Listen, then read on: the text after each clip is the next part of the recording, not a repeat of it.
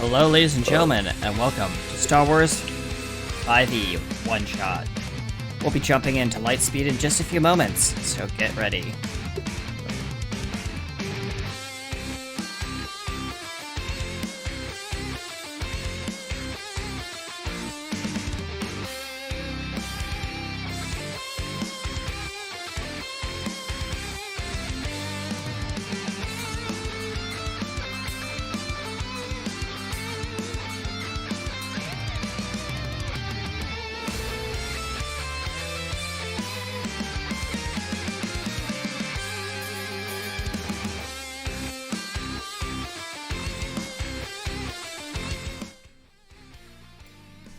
Hello, ladies and gentlemen, and welcome to Star Wars 5e One Shot.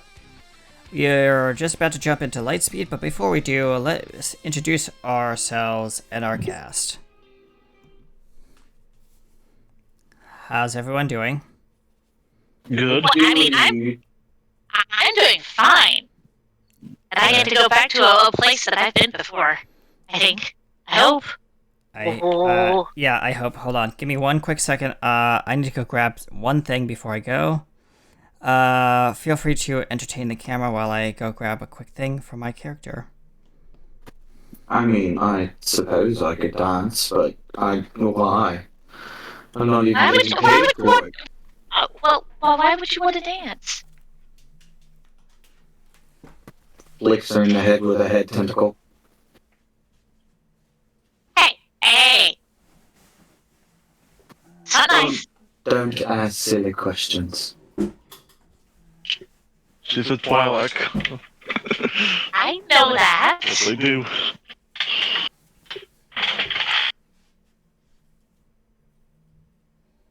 It is, in fact, what we are known for, yes. Mm-hmm. Mm-hmm. The actions.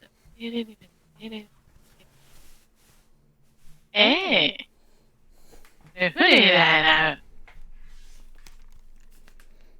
Alright. That's how you do it. You got Ta-da. that sorted? I think I know how to do it. I hope I Yes. know how to do it. How are you guys doing? Good. Oh, I'm doing fine. It's Yes. trying to figure out how to do other things. Okay. Yeah. Yeah, so, yeah, I got my nice leather Twi'lek, shirt on. Nice.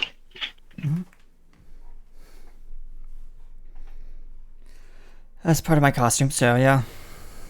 I have leather pants, but I'm not gonna put them on because you don't need to see those. Yeah. And also they get very hot, so I'm not gonna wear those. But yeah, let's go around the... How do you want to do this, Trish? Because this is your game. Do we want to introduce our characters in-game, or do we want to just do it now? Hang on a second. Take your time. I need to see those bright shining faces. Just this light. So it shines like that. There we go. Yes. Yes. I just saw what Levin said in chat. Oh, yeah. Levin said you can dance, I'm not watching. Okay. Yeah. I mean, I could dance too because I have, like, literally club wear on. So, yeah. Yeah. Oh, it's really dusty. Wow. Yeah. Yeah, I got this like a year ago for another event, so it's actually part of my one of my old cosplays. Alright. Yeah.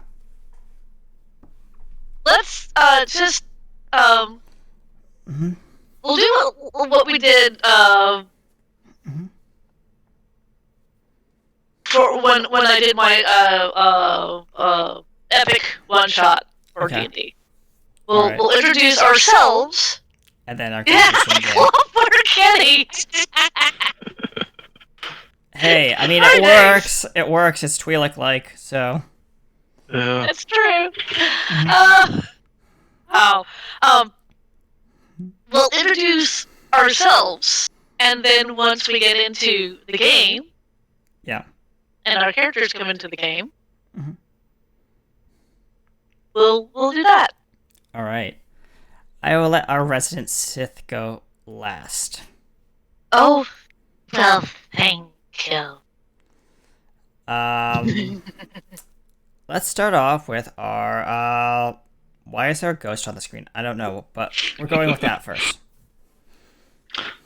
I'm evil intent, and yeah, not sure what else to say. So I guess I'll pass it down. All right. Hi, I'm PKN USA, KRT Studios, your production. Twi'lek. That is Twi'lek things. Okay. Hi, I'm Katie Wynn, and yeah, now on to Sith Master General. Well, thank you very much. Hi, I am Trish Walsh, your wonderful, wonderful game master for this interesting one shot. Mm-hmm. And with that, ladies and gentlemen, we'll be right back after the opening intro. Please stay tuned.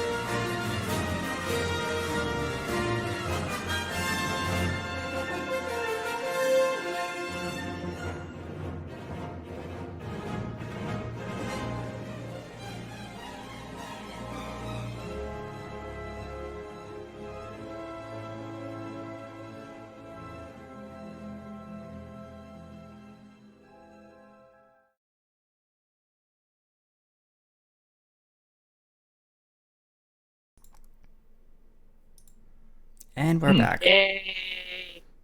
I hope everyone enjoyed that. That was not cheap. No, it wasn't.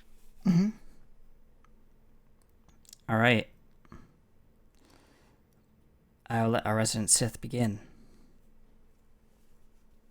So as the text, as our beginning crawl said, the camera pans down onto a desert planet,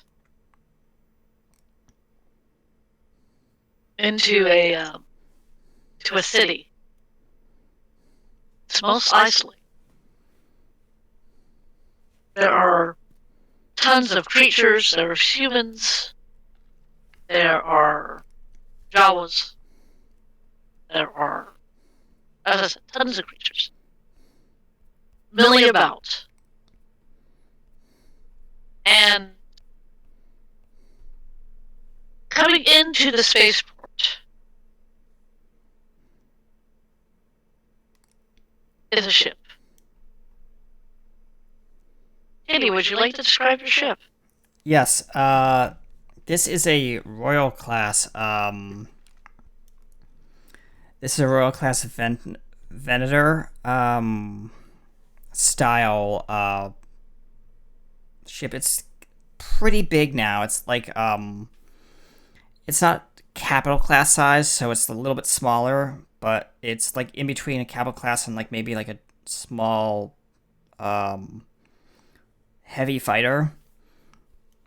And it's very chrome like, very crisp, very shiny, and it has the crest of the Twi'lek house on it, one of the Twi'lek houses, and it on it is called the name of it is called the New Dawn, and it touches down on the well, it's actually coming into orbit, right? Or like it's entering the docking area. Sorry. Right. And you hear over the radio. Huh? Hold on, give me a second. I have to do this. Can I do it like that? Yes.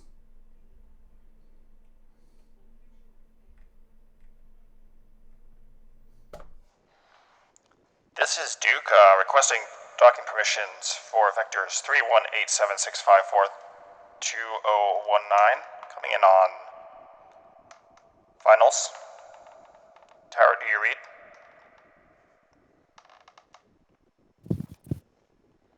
We read you. Acknowledged. Touching down now. Please make sure that there is a appropriate space ready for me when I arrive. I expect a warm welcome. Acknowledged. As the engines power down. Also, the ship comes down. Comes down into the spaceport. You're in one of the hangars. Yep. The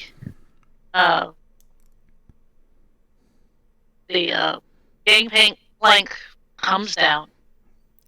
Yep. Duke, would you like to describe yourself? Yes, a 5'9" tall, well built, somewhat muscular, blue Twi'lek strides down the gangplank, and he is wearing pretty much what I'm wearing, the leathers from top to bottom, and he's rolling kind of like a cart, like it's like a suitcase, but it's not like a suitcase. It's more like a large tote rolling bag. But it's all metal, it's all chrome, and it has the family crest on it. And he's looking around and he says, I was expecting a warm welcome. Hello? Anyone here? Who comes out is a little Gungan. A Gungan comes out. You are Duke, are you not? Yes, I have my docking clearance codes here. As he hands you a chip. Yes. I was told you're that I have to bring a particular, patting the giant suitcase thing, particular item to the Grand Marshal. Is that correct? That is definitely correct. And you also need to pay your landing fees.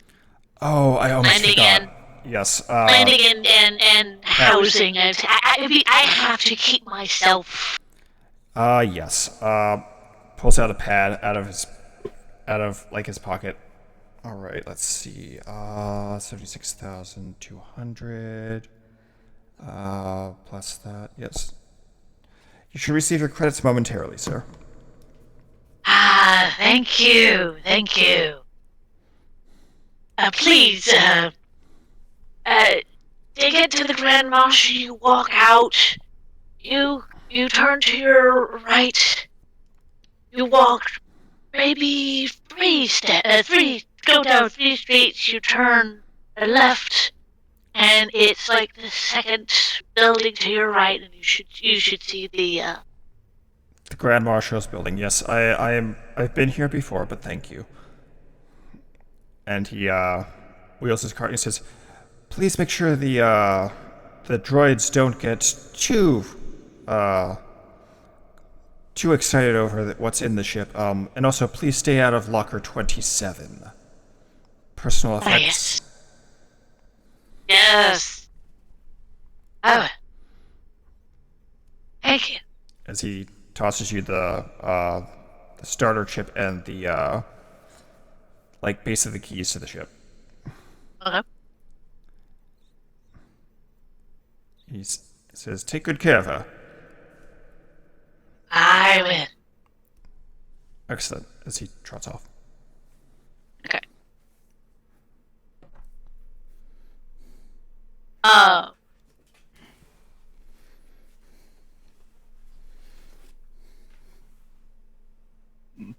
Another part of the spaceport. Let's see here. Eva, what was your character's name? Ash. Ash. Ash, would you like to describe your ship?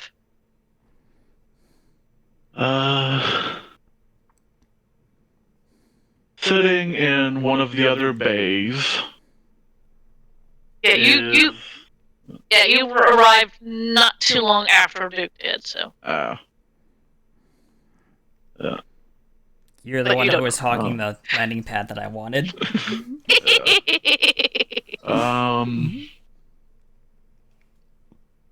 I think at this point in time, Ash would be flying a slightly damaged Rebel A-Wing. Okay. That's fair.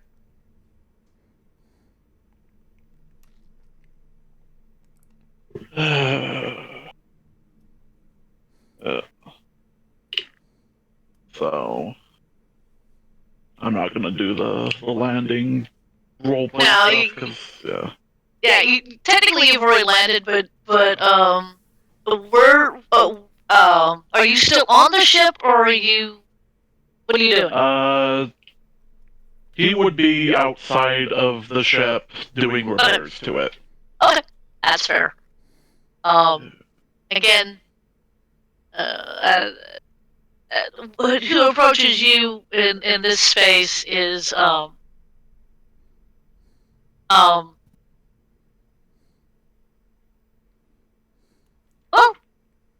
yeah, I'll introduce her here. That would be a good place to give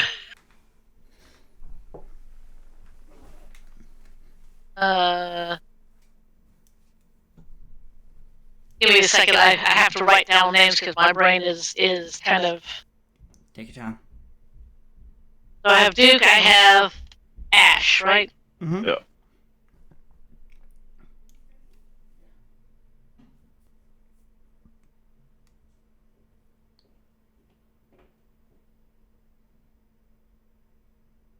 What year is this set in anyway? I am going for between episode 4 and episode 5. Okay. I don't know what years that is. I am sorry. As much as I love Star Wars, I am not that big of I'm a Star Wars fan, but not a huge Star Wars fan, if that makes sense. 4 through 6 is over the course of 5 years, so yeah. that's kind of Oh yeah. Because I'm trying to pin down a proper age for him. Okay, that's fine. So.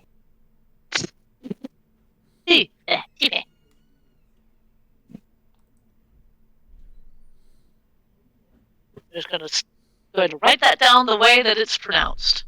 Yeah. Okay. Ash, you are outside effecting repairs when I'm going to have your reception. Reception, eh? Yeah. That is. I don't have access to the bot commands channel still. So I guess that will go in LOC. Oh, you don't? Hold on, let me fix that.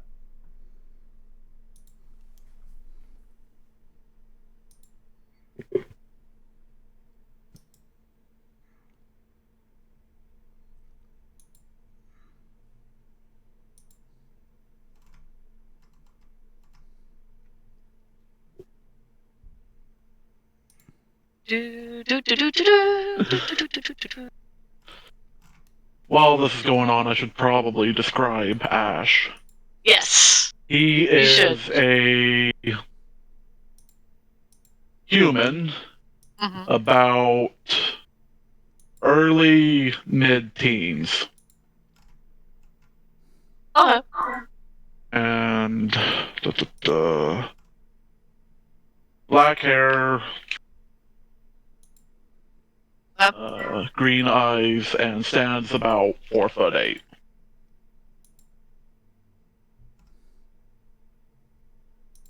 Okay.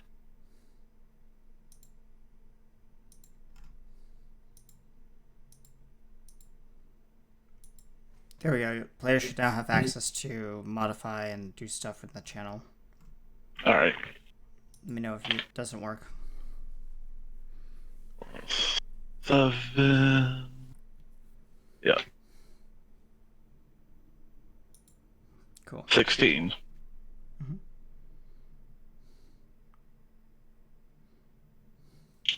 Okay. Yeah, you see this.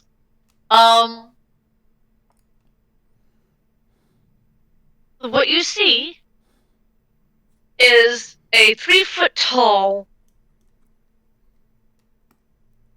hooded character that's kind of going, just kind of doing the up to you. How may I help you? Help. Ooh. Well now. I knew I was going to be meeting strange and new people while I was on this planet.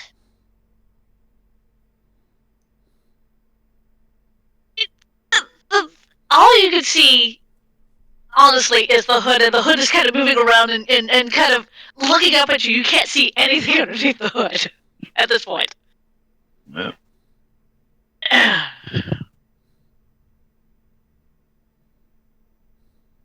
Yeah. Yeah.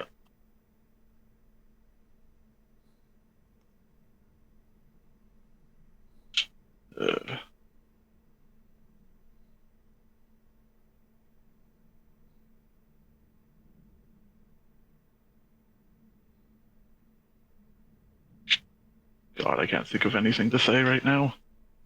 Don't worry about it. The creature, goes, I am supposed to be finding someone. Hang on. And the hooded creature kind of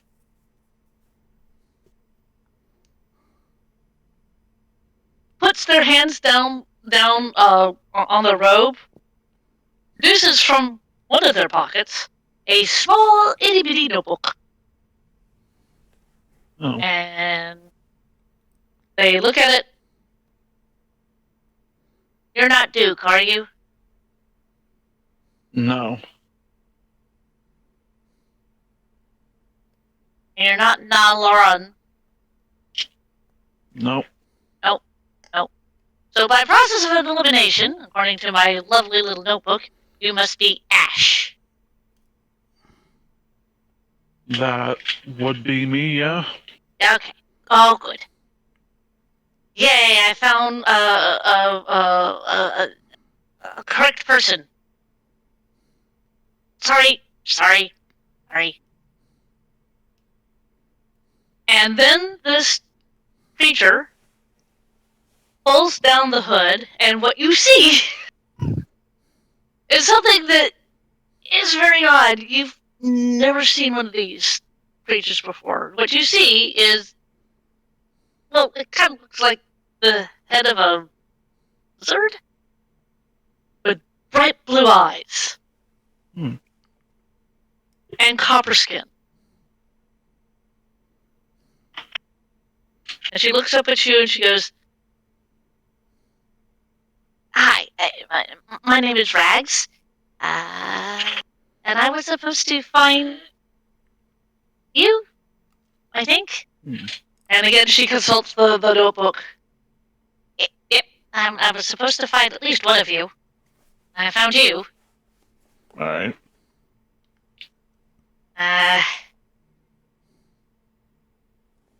My instructions were, well, really, to, well, see what you're doing, and why are you here on this lovely, lovely planet, and maybe fill you in on what's going on here. I've been here a good few months. Alright. I myself, I've been all over the galaxy, I think, at this point. Oh, have you? Oof. Yeah. Ended up having to come here because...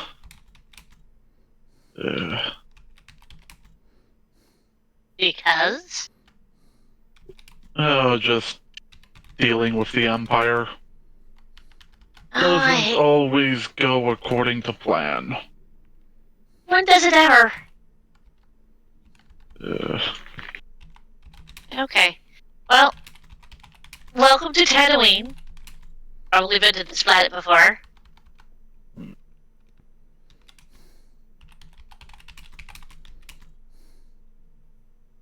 And, yeah. This particular planet, we're having speeder races. Oh. Yeah, apparently it's very lucrative in the monies.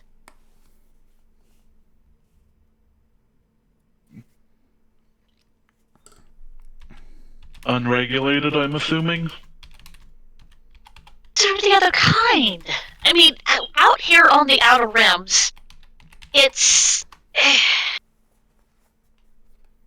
Oh. The Empire really doesn't care what happens out here. To be honest. And it's being run by one of the Hutts, which is Jabba. Also, it's being sponsored by, if you check your GMs, partly sponsored by. So, yeah.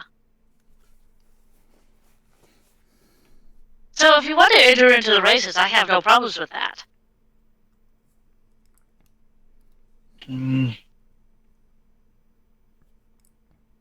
What kind of race is it? For what I hear, well, no, it's speeder races. They've kind of leveled themselves up from pods to speeders. It's still the same kind of race as the pods. It's just you kind of go faster. I don't know. It makes it more interesting and thrilling and entertaining. Oh, boy. The last one that I was at, one of the teams won a huge amount of money because they did wonderfully. They're not back because they went to a different planet. So, you could either find a bunch of people and do it as a team, like I said, it was a team that won, or you can enter individually if you've got a speeder all to yourself. Yeah, unfortunately I don't, so... Yeah, I kind of figured. Yeah. We can find you a speeder if you want to race. Now there are other ways of getting in on the action on this race. You can bet. You can bet on the people in the race. That can also win you a lot of money.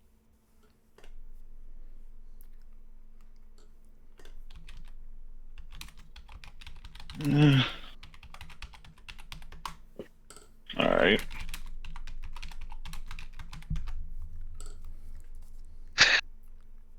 To you, I mean...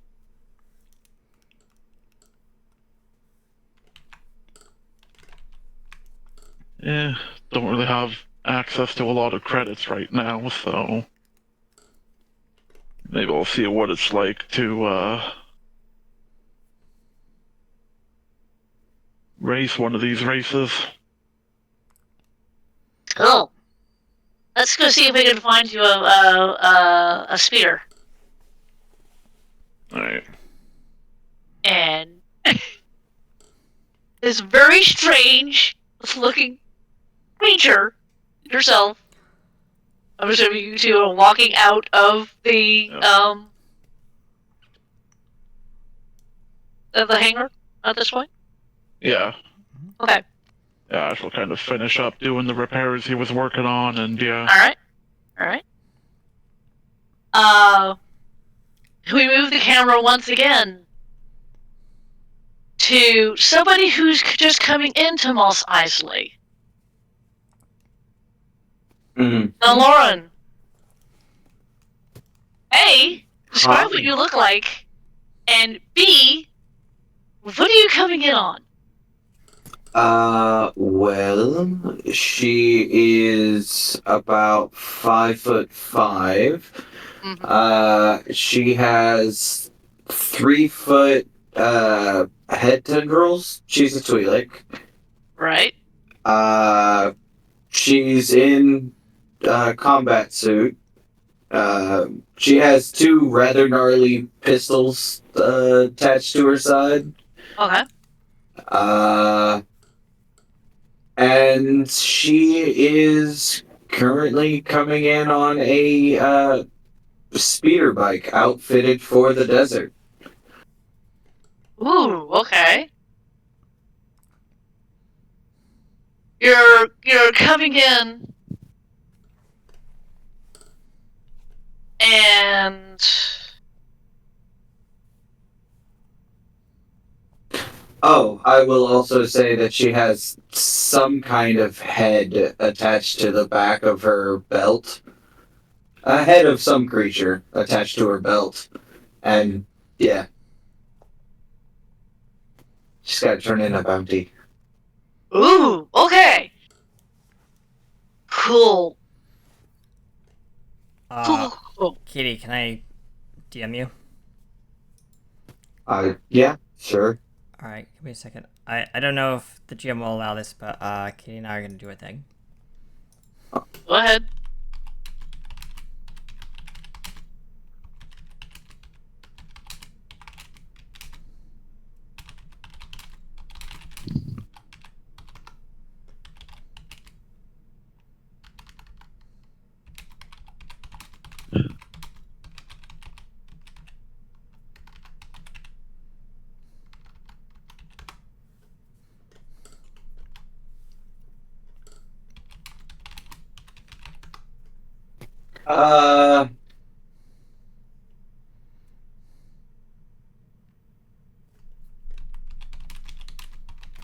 She is headed towards the cantina with the big, with the big worm in it. Okay, yeah. Alright, well, that works. Alright. So, yeah, continue. Alright.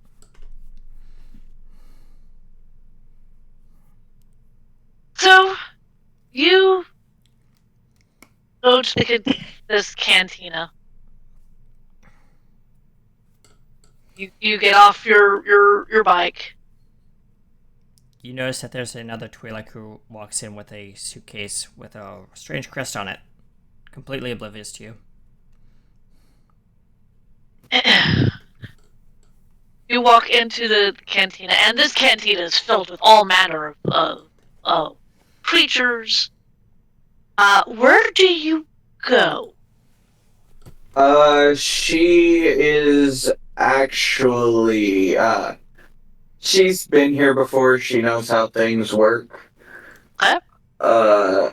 She is actually going to walk over to the, Hutt's Major Domo, Okay. which is the, that old Twi'lek that he has around him all the time. Oh yes.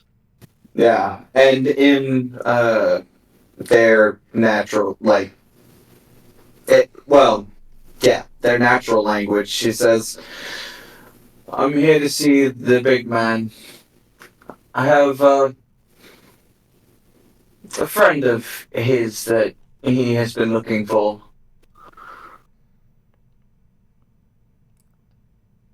Hmm. He is not currently busy. I will introduce you. She nods, and she'll walk behind him, attaching the head from her belt. Biff Fortuna, that is his name, Yep. comes in, and you follow him, and you go into a bigger chamber where you see the Hutt, see Jabba, with in front of him you see one of the many dancing one of the many girls that he has chained. Unlucky sows. The Fortuna walks up and quietly whispers in the Hutt's ear. Yep. And the Hutt turns and looks at you. Now, I don't do Huttese. This is all going to be in English. No, that's fine. You can just assume that they're having this conversation in Huttese. Mm. So you're back. Did you take care of our little problem? Yes, however, he wanted to tell you himself, she says, and she'll set his head down. Unfortunately, alive was out of the question. I see that.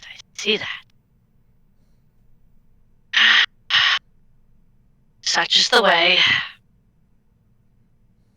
Well, you did your job, and you did it well. Turns and looks at Bibb. Make sure that she is paid properly for what she has done. And you see Bibb nod, and he wanders off. And then Jabba looks at you and goes, you have come on a rather prodigious time. I am holding my races again. Do you wish to join?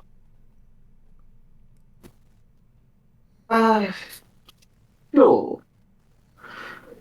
Of course, Lord Jabba. I don't see why not.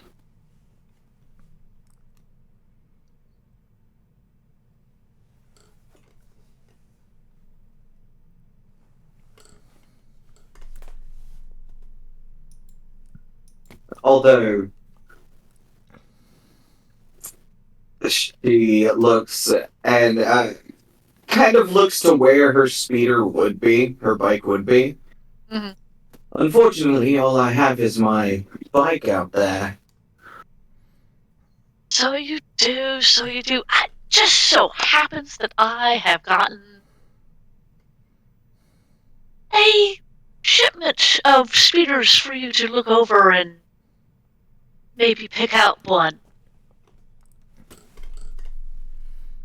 Well, then I will not turn down such a gracious offer. I would love to look at the speeders.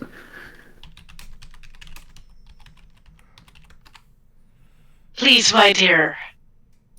And he gestures, and there's an opening into another room. And what you can see in the other room is you could see a room. It has 3 different speeders in it. Okay. One that looks like brand spanking new, like he bought it off the lot. One that looks like it's really, really beaten up, like people have written this like many times. And one that's kind of in the middle. It's not brand spanking new, but it's also not, like if you get on it, it's not been held by spitting a dream. Yeah, yeah. Well, if he's allowing her, she'll take the newer one, obviously. But, oh no, but she'll take it. She knows she'll have to pay for it, in jobs one way or another, and he has no shortage of enemies. Sure. So which one? Which one are you looking at? The new one. The new one. Yeah, this is a brand spanking. It looks like it's the newest speeder off the lot. It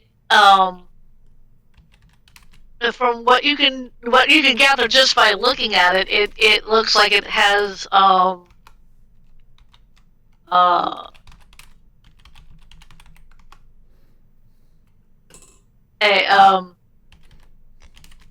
what is the word? It looks like it has like the latest in most things. It looks like it has like the highest engine. So without testing it, it looks like it has good suspension, but you don't know because you can't tell that without taking a test drive. Yeah. And it's just, and you can tell that this particular speeder is like, as I said, top of the line. It looks like it's a racing speeder. No weapons to speak of. Just you get on it and you go as fast as you can. No, that is fair. Okay. She'll just look back and say, do you mind if I change a couple of things, perhaps? Add a little more green to it. I have no problems with you doing that, my dear. And You always make things more lively when you're here. And he does the kind of. yeah, she'll laugh with him. And say, well, I suppose I'll grab a drink while we wait for the races. She will have it sent. She will have it sent out to be customized. Oh yeah, Green and purple. green and purple. Green Okay, and purple. all right. Mm-hmm. While you're having this drink, you do notice this other Twi'lek. He is standing off in the corner.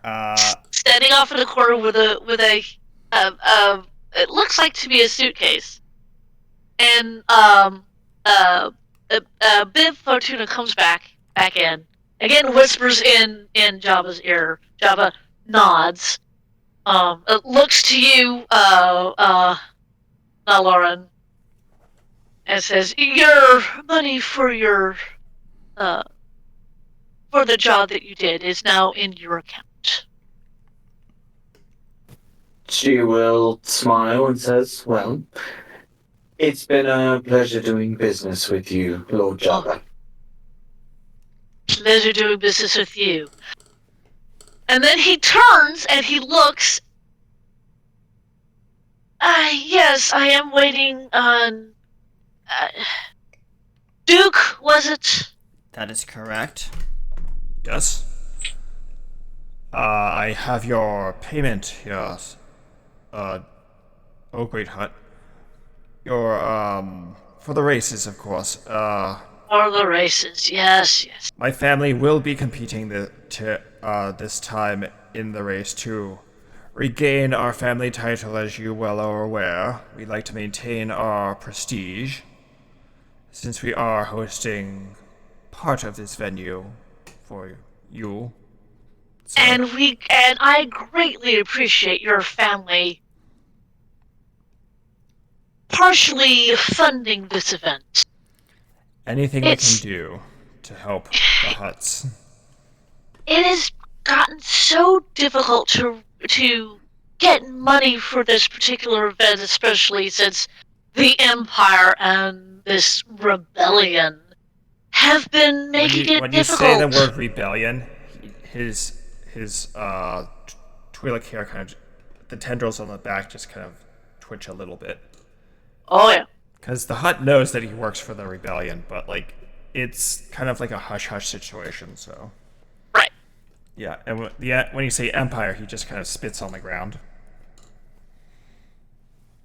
Now.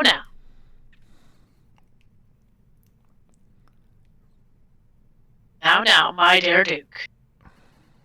You know I don't like that word being spoken in these parts. And myself don't care. They're so far away. Yes, but they could show up someday, some hour, maybe in the next 5 minutes. We don't know. But it does relieve a level of concern, as that's why I have brought additional requisitions for requests for, how shall I put it, protection for you and your guests. Ah, By that, out of character, he has requisitioned 12 like battle droids as personalized security that are on loan to the event. okay. So do with those what you will, and yeah. All right. I believe everything should be in order. I'll have my speeder delivered to the waiting area within the hour. Yes. I'm glad that you were. Out of character, for your edification, the Hutt usually doesn't. The Hutt knows that the family usually competes, but it's never like him, Duke. This is the first year that Duke is competing for his family, so it throws him off. When you say my speeder.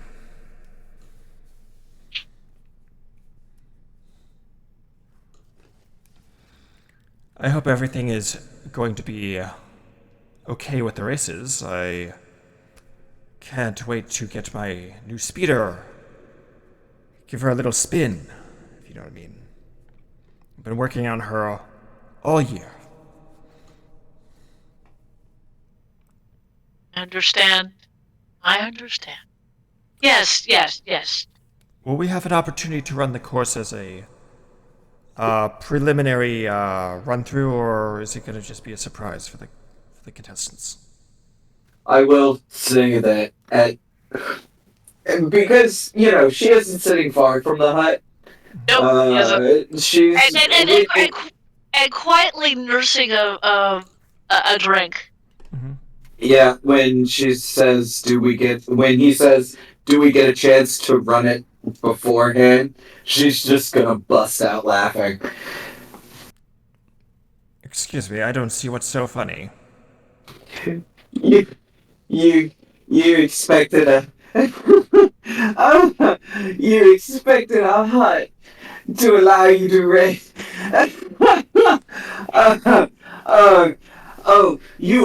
You are funny, son. You are hilarious. He flicks one of his tentacles back and says, I try to be, flirtatiously. Oh, yeah. So, sorry about this, but, one, not really my type. Two, and just no. I don't. The pompousness doesn't do it for me. I'm sorry. Fair enough. Now, if you don't mind, I have business with our Hutton friend here. What were we babbling on about? Yes. I have the funds waiting will be transferred to your account momentarily. As he pulls out his pad and pushes a button, he says, and the winnings are secured in this case, as he locks the case and closes it and seals it with a security code. Hmm. Yes. And he hands the case off to the attendant. To bit Fortuna? Yes. Yes. A bit takes the case, nods to you, and again strides out of the room.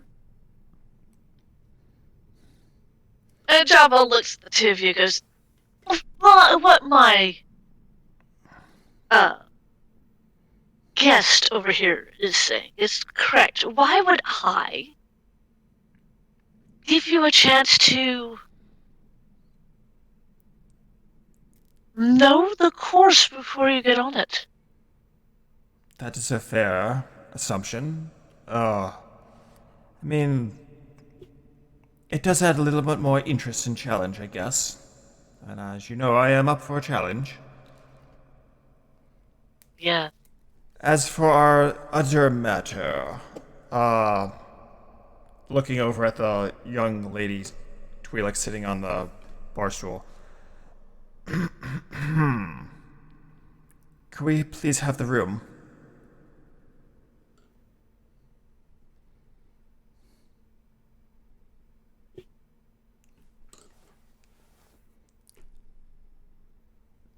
Madam, you do understand that this is a business meeting? And I have personal business with our dear friend here that doesn't require your presence at this time. He's now being like very like brash and Yeah, I know. yeah, towards the other Twi'lek, because he was just dumped by her, basically. Katie, what are you gonna do? Sorry. No, you're I'm good. probably sure I missed something. So he asked you to leave the room so he could have his private conversation with the Hutt, and you're just kind of rude about it. You. She points to the. She points to where they are and says, "Sorry, but if you want a private room, this isn't the place to do it." If you're not gonna leave, then fine.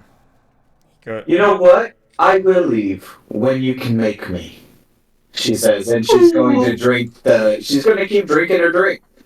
He Owie! he just turn he flicks his hair, his tentacle hair back like over his shoulder, like annoyed, and he says, "Okay, down to business.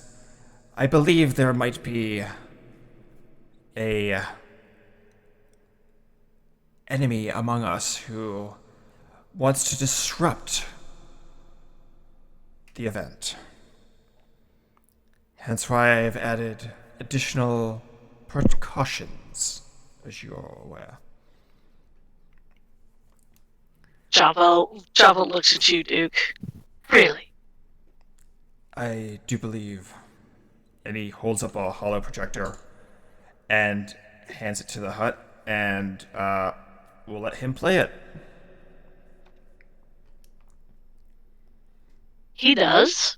It is a report, and I'm not going to do the hollow projection visual, but it is a report of from his handler relaying a message to the Hutt saying that your event may be in danger and those participating may be in danger of a potential Imperial incursion. And there may be an assassin among us that, might want to do harm to the Hutt. So as part of the protection, Duke is here to protect the Hutt. Right. The Hutt looks at this. This is also audible to you. Yeah. Lauren. The Hutt looks to you and goes, "Do you know how many assassin attempts have come through here and tried to kill my most magnificent person?" I do agree, but there is a level of caution with this particular message, as you are aware, and have just heard. I do want to ensure your safety and the safety of all our guests here at the venue. Hence why, and he snaps his fingers as two battle droids walk into the room and stand side by side next to the hut. And they're like the battle droids from the Mandalorian. Okay. Yeah. I haven't watched that, but I'll take your word for it. Yeah, those kind. He looks at the battle droid.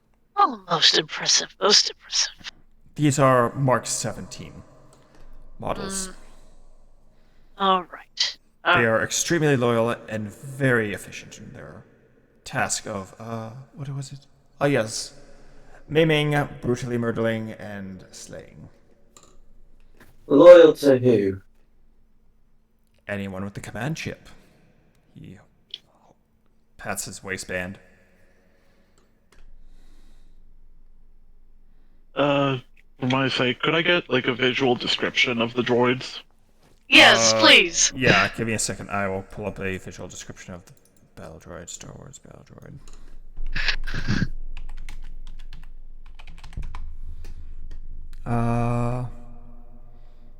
They are these things. And they are repurposed because reasons. You know, that one looks better. Because, yeah. These are hefty boys. I'll post one to you, Evil, and then I'll post it in the VC for everyone. B2 battle droids. Yep. Yep. Two of those. Oh, Oh, okay, yeah. Okay, You- I got it. the Twi'lek says, "Oh, you brought toys from the Clone Wars. Congratulations." They've been repurposed. And, frankly, they're no longer...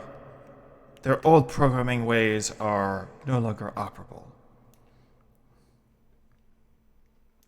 So they are completely safe, unless given the order. As he looks sternly at you. And the two battle droids, like, Vision just slowly locks eyes on you. Bring it, Blue Man Group. To the Oh! Ho ho ho! I don't Ooh. want to throw down right now, but perhaps if you are willing to compete in the races, we can meet on the track. Oh, well, that'll be easy. All you have to do is look for the green and purple taillights. You won't miss them. I'm sure I'll be leaving a smoke trail for you to follow. Love this so much. Yes, I'm sure you will when you hit the rocks. But that's beside the point. I have a speeder to go collect. Later, Jabba, and I'll pick up another job late from you. You, however, Mr. Big Mouth. The name is Duke. Of course it is. I look forward to wiping that smug superiority off your everything. And she turns and walks out. And both of you hear the Hutt go like he's amused by this pull him out measure. He turns to the Hutt and says, "Well, if you don't mind, Lord Hutt, I am going to be checking on the venue to make sure that everything is in order." Be my guest, Duke. Just be aware. I will.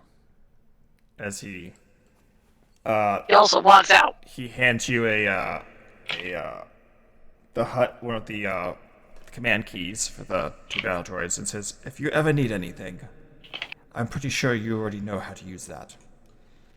I do. And Duke And exits. then he walks out. Yep. Into the Well, bright, Slither is out.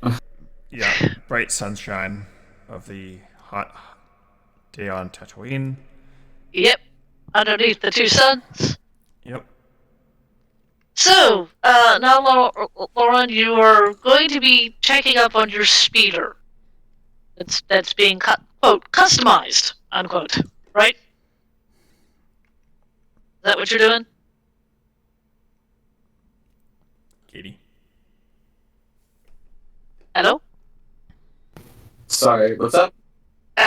You're going to go check on your speeder, right? Yes. Yes. You go to the shop where the speeder is, and I want you to roll me a perception check. Oh, this will be fun. Yes, this will be fun. 15. 16 minus 1. You see them. How tall did you say Duke was? Evil? Ash is Or Ash? Sorry. 4'8". 4'8"? Okay. Question for our GM. What are those Yes. tiny little like species that like repair things and are like master craftsmen? Jawas. Jawas. Oh, really? Yeah. Yeah. Oh, like in no, they. Okay. The little You're thinking- brown cloaked little No, not dwarf that, creatures. not those, not those. The other ones. Oh, you're talking about the Ugnaughts. Ugnaughts, yes. You're talking about the Oh. Ugnaughts. Yeah, I want some Ugnaughts in here. We'll do that I in was a gonna minute. say, what about pet droids? Pit droids, yes, pit droids also fix things. Oh. Yeah. But now, Lauren, you see a 4'8" person walking alongside a 3-foot tall lizard-like person, and they're looking at a spear. And the 3-foot tall is looking up at the other person, going, "What do you think about this one?" Yeah. Are they near mine? You were walking past them because where they do the customization is further in. Oh, okay. She'll side-eyed seeing the Jawa leading this person. It does look like a Jawa, yes. Yeah. But I mean, it has the brown robes, but the head. You've never. Well, no one has ever seen underneath a Jawa's hood before, and this particular Jawa is displayed at full force. And the one thing that you do notice that this particular lizard head has bright blue eyes. She'll look and say, "You really don't want that one." No. No. Again, she you see her jump like about 2 inches off the ground because you apparently startled her. She again pulls out her small notebook.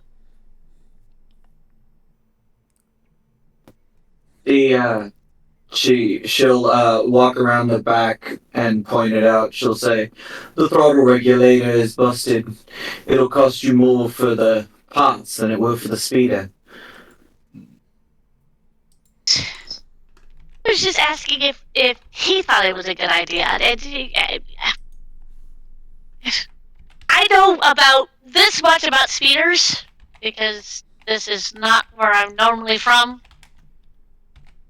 Other than the very fast education that I got before I landed here. Yes, this You planet does not tend well for crash courses. True. And again, she pulls out her notebook. You see her flip through. Go. I think you're somebody else I'm supposed to be looking out for.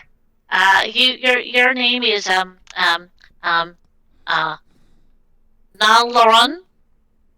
Naloran. I hope I'm pronouncing that right. I'm terrible at names with apostrophes in them. Depends on who's asking. Sorry. My name is Rex. I was sent to find certain people. I've already found Ash here. He's thinking about entering into the race, and that's the reason why we're here looking at speeder bikes. I have money. I have a whole lot, but I have enough money to buy a speeder. That's the reason why we're looking at this one. And if it's what you say is true about this speeder, well, yes, then we'll have to look at a different one, and I'll see if I can manage that with the money that I've got. Well, She'll say, there is this one over here. She'll point to it has instead of like 2 big engines, it has 4 smaller ones. But she'll look and say, it doesn't have quite the same amount of power, but that's easily fixable. And she says, going to the back, and its throttle regulator is in perfect working order. Ooh. hmm. It seems that you know your speeders. I know my technology, she says with a smile. But, yes, I've learned a thing or two living here about speeders. Well, that's very useful. I mean, as I was pointing out to Duke, I mean, we had a conversation walking over here, that I've only been here for a few months, and I was kind of unceremoniously dropped off with names of people that I was supposed to meet, complete with pictures, because, a name without a picture kind of doesn't mean very much, at least not to me, if I don't have a face to put to a name. Yeah, Speaking you of, could. who was the other person you were looking for? Duke, right? I'm also looking for a person named Duke. Kind of looks like you. I've had the unfortunate pleasure. On that cue, there's a very loud, like, it sounds almost like a jet engine, like, roaring off in the distance. And, like, loud, like, it sounds almost like a combination of a jet engine roaring and what is it, like a, one of those, like, really, like, high-powered dirt bikes going, but it's, like, more speedo sounded.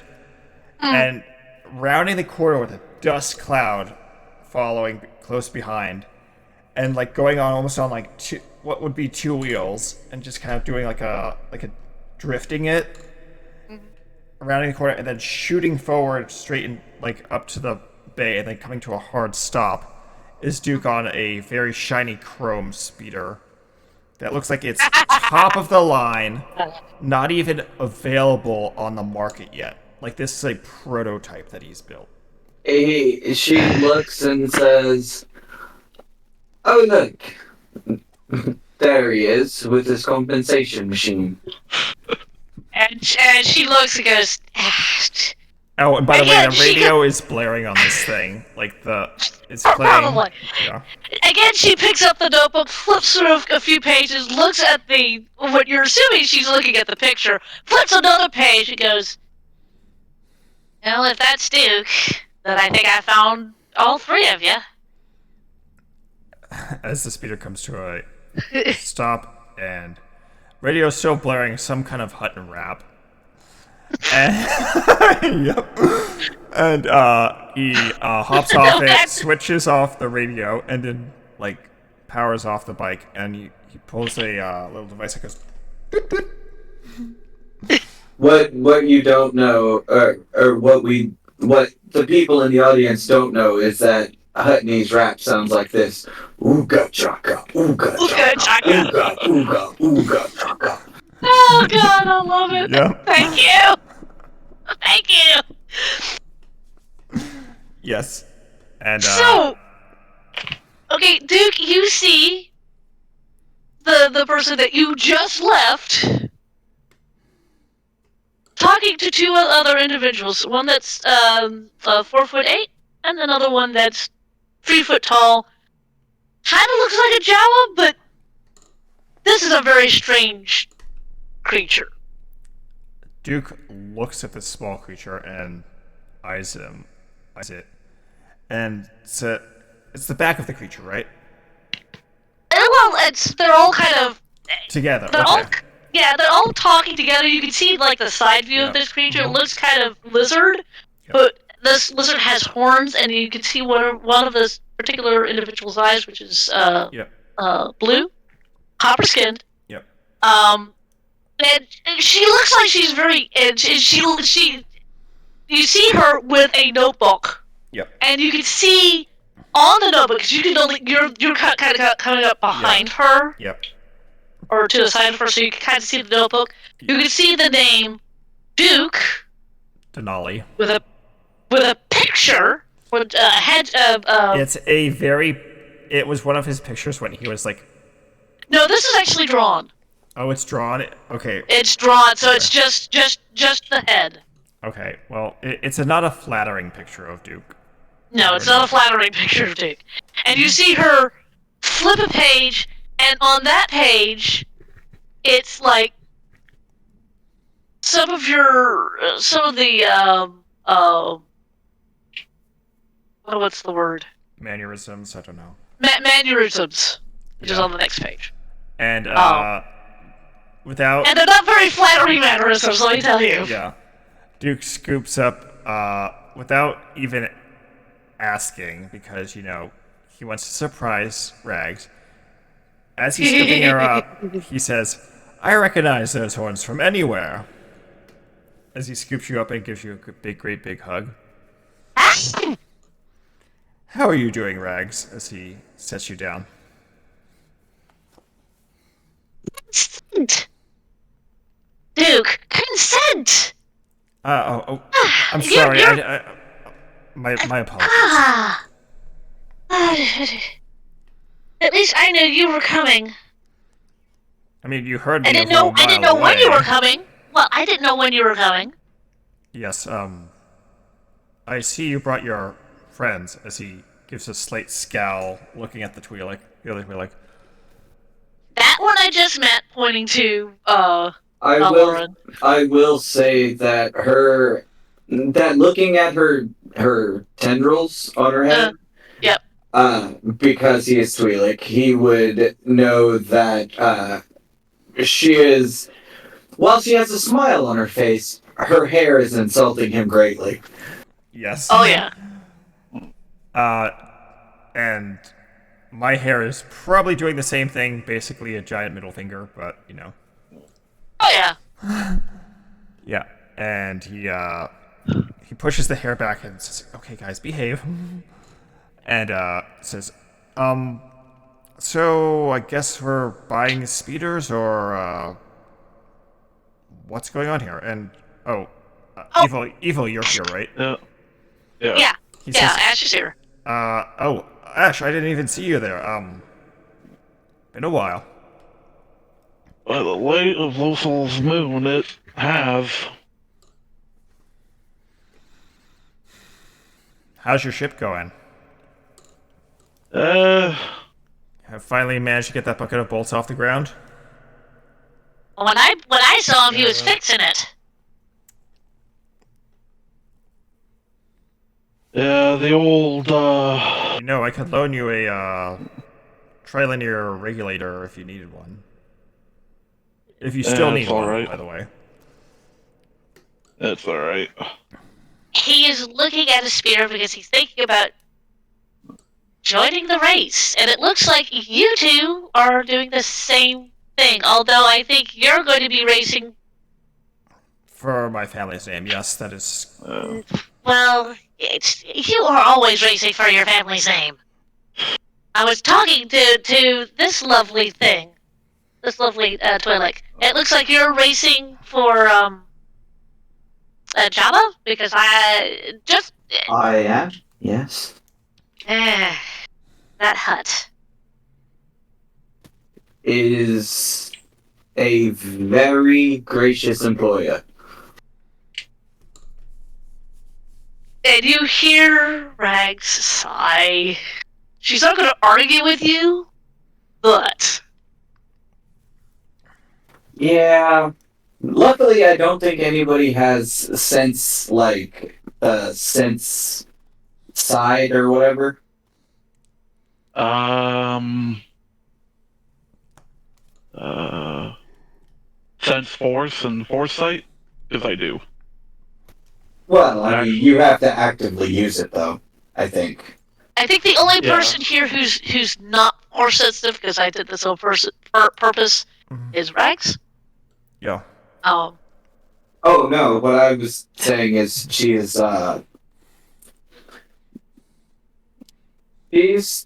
doesn't look like a good person.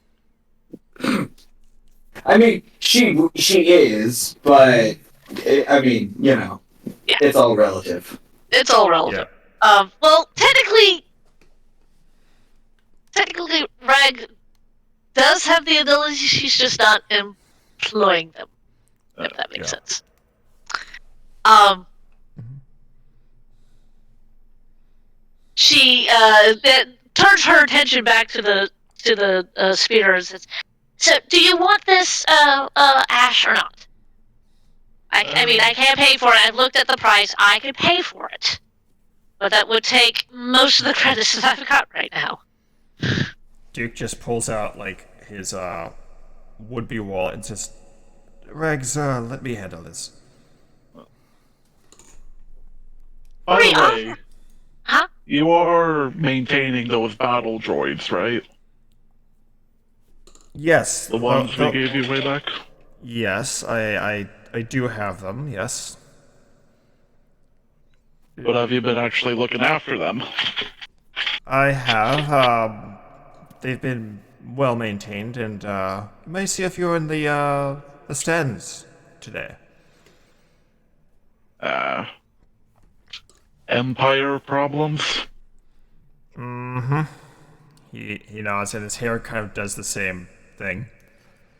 She's gonna walk off and go pay for her customization now. Mm-hmm. When they bring up the Empire, she's just gonna walk off. Yeah, she's just gonna walk on. And Rags notices this and goes, "Now I know we three don't like that particular side of this lovely universe, but not everybody thinks like that.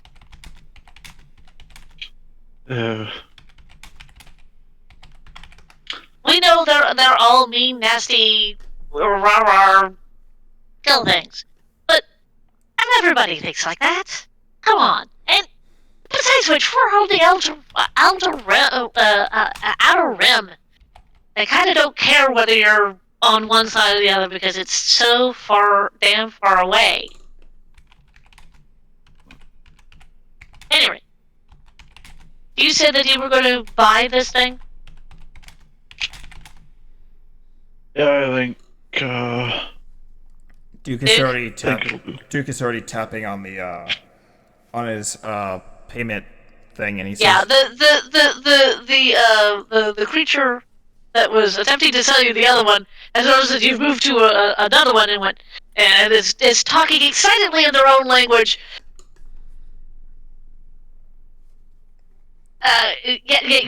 Yes, you can buy this, and you can get so many extras, and just like a very fast car salesman. "Yes." I can't do. As the Jawa slaps the side of the spear and says, "This baby has so much speed in it, it will take you days to get there."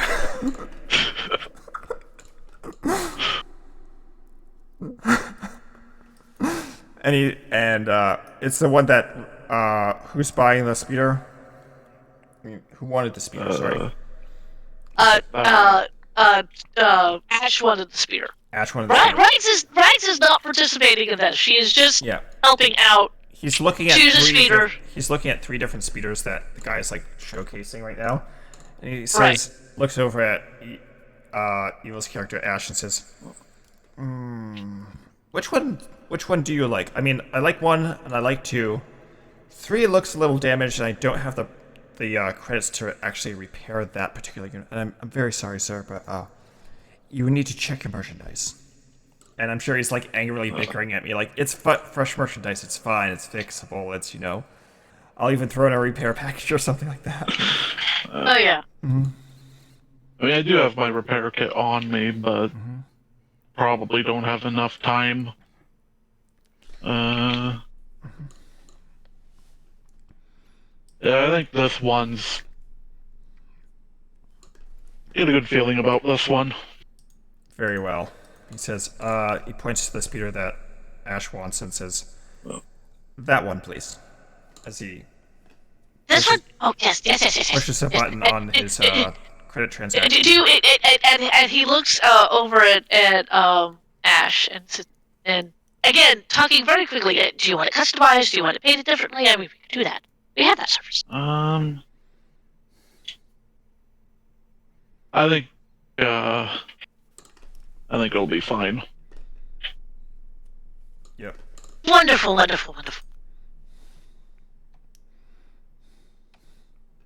Now, Lauren, you have wandered into the back, where there is a different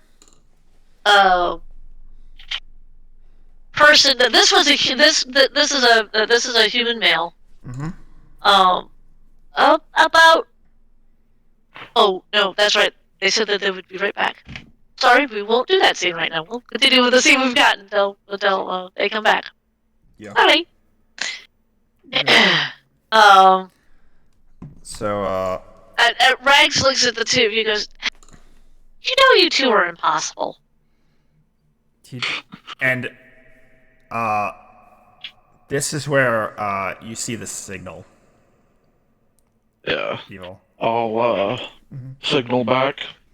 Yep.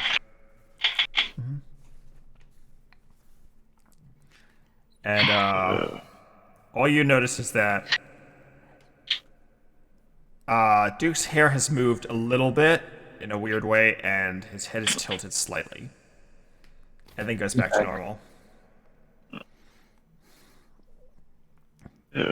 He looks like he's adjusting his head tendril things. That's basically what you think. The Leku. Yeah. Yep. And he says, well, now the formalities are out of the way with your speeder, Ash. I did bring in mine for a quick tune-up. As he walks over and kind of walks his speeder in. Did you have to get the biggest and the loudest speeder? It's a hand-me-down from my parents. I honestly... Now wait a minute, that's a hand-me-down? You'd be surprised what my parents have in their garage. Rags. Yes, okay. As he wheels it in and is talking to the Jawa and says, the noise suppression unit is rattling. It needs to be repaired, and also as well as the endothermic coupler is loose. It needs tightening, as well as might as well give it a new paint, a new touch up on its paint job. Keep the chrome color and the gold, and do not touch the crest.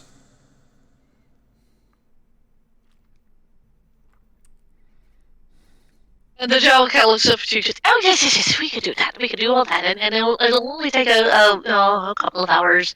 Get all that done. You two are entering in the race, yes? Yes, and he gives the Jawa a side glance and says, "You do realize that this is at a deep discount since I am sponsoring part of the event." The Jawa looks at you. Roll me a persuasion. I was just about to. Persuasion. Where? What would that be under? Features. Persuasion is. It's a skill. Charisma. Okay. Yeah, it's a skill. Roll. Persuasion, yep. Bonuses none. Charisma. Oh no, I don't want to. Okay, so it's +0. So it's just my flat cursor score, which Yeah. is 11. So I just have to roll a d11. It's 1d20 plus modifier. Plus 11, yeah. Okay. So your charisma is 11. That's a modifier of 0. Yeah. So it's just a flat So, d20. yeah, just roll a flat d20. Suddenly that makes sense. Yeah. No wonder he is such an unlikable. What? Hi.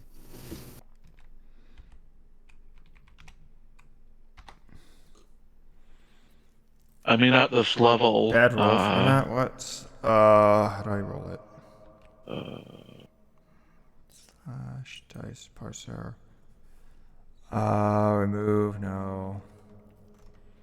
Macro, how do I roll? I just want to roll a dice. there's always Avery there too if you want.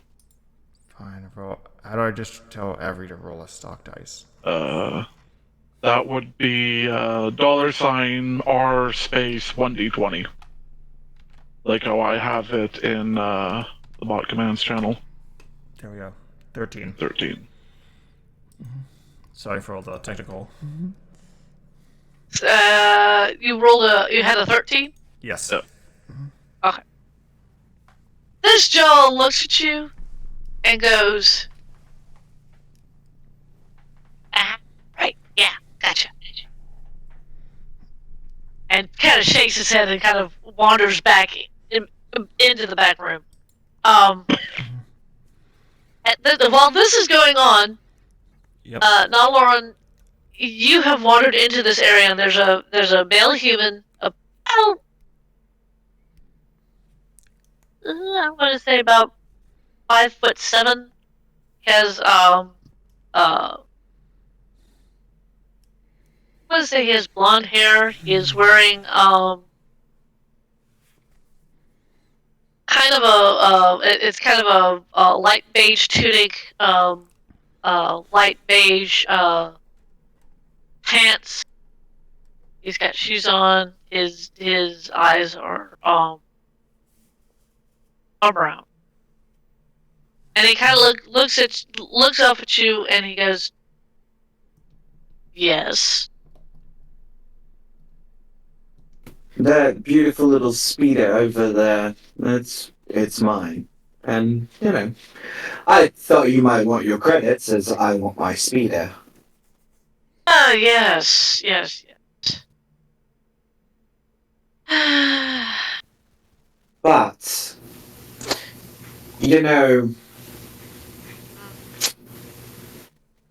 I probably, she says, I could probably get you a little more business if you think you can work with me on the price of this. She says, I'm close with the Hutts. That's they send me enough business over here. I mean, with all these speeder races, there's plenty of people who either want to buy their speeders and then customize them, or if they have a speeder, they want me to customize them. Well, have you ever had one of those white helmets in here? Stormtrooper. We had them a few months ago, and it did completely disturb my business, scared all my customers off. Hence the reason why I'm working with the Hutts. Well, then how about this? Knock down the price and I'll make sure that they don't bother you for a while. He gives you a side eye. I like the way you're thinking. Yeah, sure. Excellent. And she'll pay the discounted price. Oh. You gotta give them something they want. That is true. And about that time, the Jawa comes in, looks up at the man, speaks very quickly in Jawa. The man looks down at him and goes, "Really?" He wants that kind of a discount. Oh, save us from nobles. He sighs heavily. Hey, Walks. hold on. Walks. Hold on. I have an idea for you. Come here. Come here. What? That loud piece of, I guess you could call it a speeder. Why don't you just charge him quadruple and then mark that price down? He'll never know the difference. He's a noble. What do they know? Get more money out of him. Quite. Plus, you can teach a noble how we do things on Tatooine. As I said, I like the way you're thinking. And you hear him quietly giggle as he walks back out and walks up to Duke. Yeah. Duke is looking at just kind of like not window shopping, but like kind of just like, walking through the line of speeders, looking at what people got. Oh yeah. Eyeing up the competition. Right. You see this male human. Hi, I am The proprietor of this lovely establishment. Yes. Yes, I am Sal. Pleasure to meet you, Sal. I did ask your associate for a receipt earlier. He did not give me one. He said he would do the repairs first and then give me a receipt. Yes. My apologies. My associate is very excitable. And yeah, I just what we told you is right. We'll give us a couple of hours and we'll do the repairs and we'll touch up the paint. And you'll Excellent. get the receipt. All right. I look forward to that. And he's like looking at like a shelf of like modules, I guess thruster modules or something like that, like speed boosters. And he says, "How much for that to be added to the cart?" He points to like a very high end like thrust manipulator.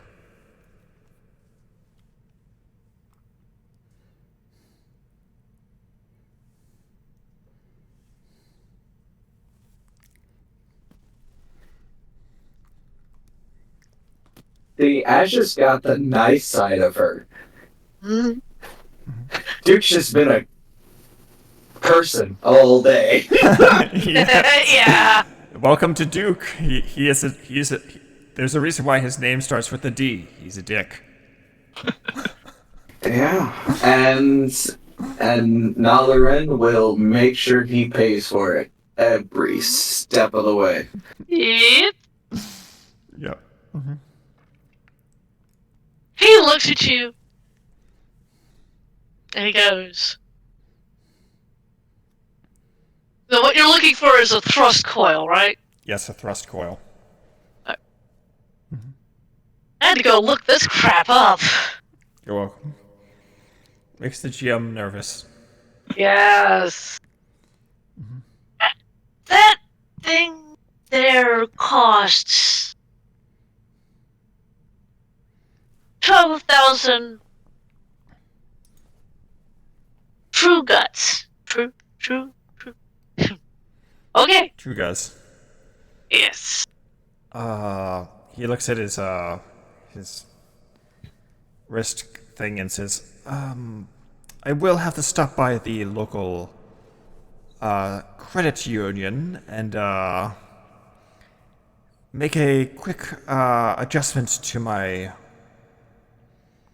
credit balance before I come back. Could you put it on hold for me? Certainly, sir. And he gives Ashes. You see this man give a grin to Duke. Now, to Duke, it looks like an absolutely ordinary grin. Yes. But to you, Ashes, it's not. It's not a good grin. Mm-hmm. It's a grinchy grin. Yep. And actually, Marax knows it too, and she just kind of rolls her eyes. And Duke says, "Well, I will be back. You have a lot of good quality parts here. I hope they sell well and they make the races more exciting and more furiously fast." As he says, True. he And he just kind of follows you because you're leaving at this point, right? yeah, he's leaving. Right. And he looks at you, Ashes, and at Rags. I hear that he also went and bought you to a speeder. Yeah. Where do you want it delivered? And Rags kind of looks up and goes, "Well, I mean, we're going to be racing in the race today, so." Yeah. Yes, I know where to deliver that. Just go to the to where the race is and get all signed up, and communicate to me where they put you, and I'll have the speeder delivered there. All right. Thank you, Sal. And she kind of looks up at you, Ash, because let's get you all entered into this race. Yeah. And you two walk out of the establishment. Thank you. Yep, and as they come out, they'll see pulling around, not causing a scene, is, except for the color scheme, is Except for the a color scheme. neon green and purple speeder coming around the building. And Rags kind of looks up at Ash. Oh, that's gonna make a statement. You won't be able to lose her when she comes around the corner. Yeah. Ah, and that's what Jabba had? Must cost him a couple of fortunes. Yeah. Alright, let's go. Yeah. So, Get signed up and yeah, so you guys go, so you and Rags go down to where this where the race is going to start, and that's oddly enough that's where you go and sign in. Let me guess, it's near the starting place of the old Boonta Eve. Something like that, yeah. Yeah.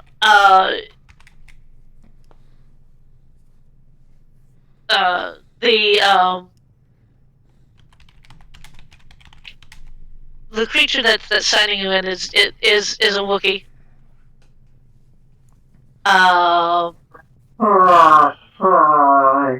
It's a Wookiee that is about 7 foot tall, mostly brown hair, and but mostly brown fur rather. But up near the hair, is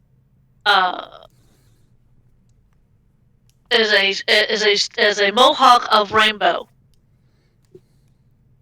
huh.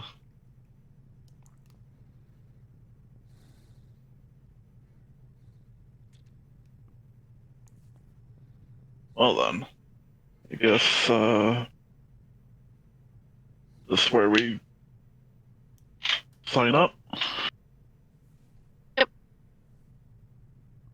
All right.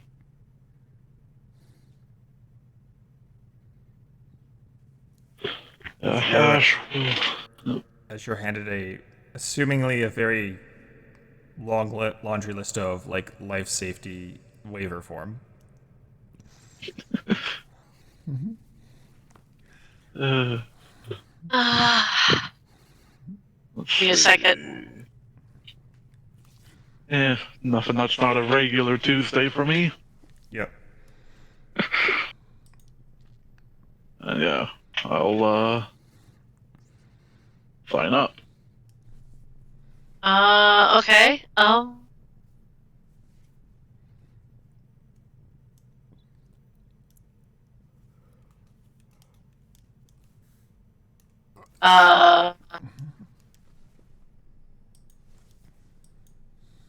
So we're gonna find that. Go there, there.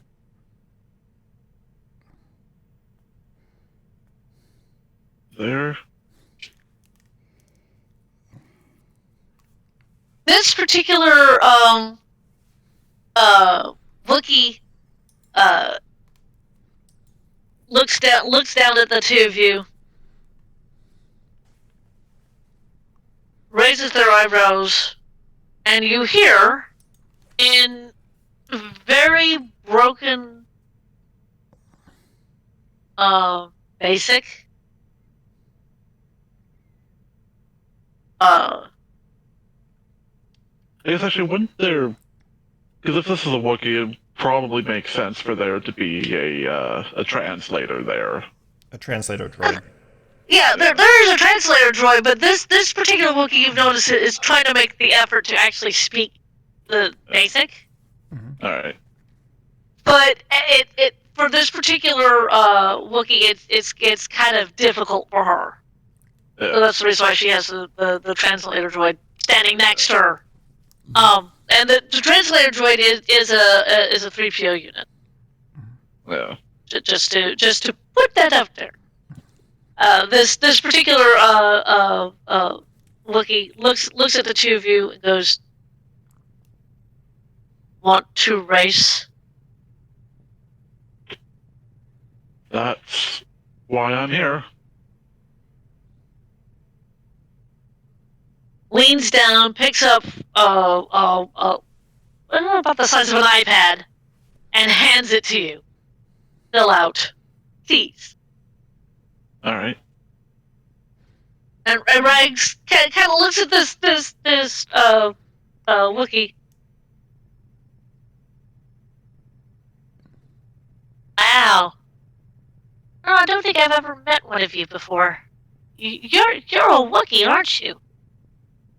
Wookiee. The Wookiee kind of looks down and goes,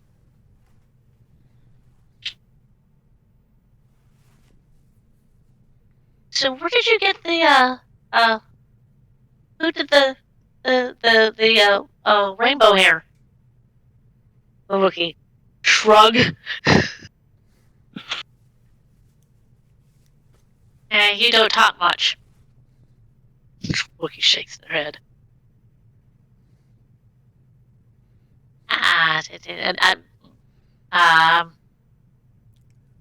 Rex. And the Wookiee looks down at Rags and goes, "Sarku." Ah, okay. Okay. That makes sense. Yeah. Yeah. Okay.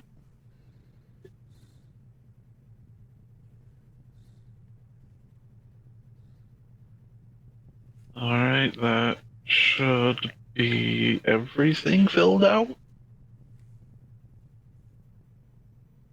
We'll go over the form one last time. We're handing it back.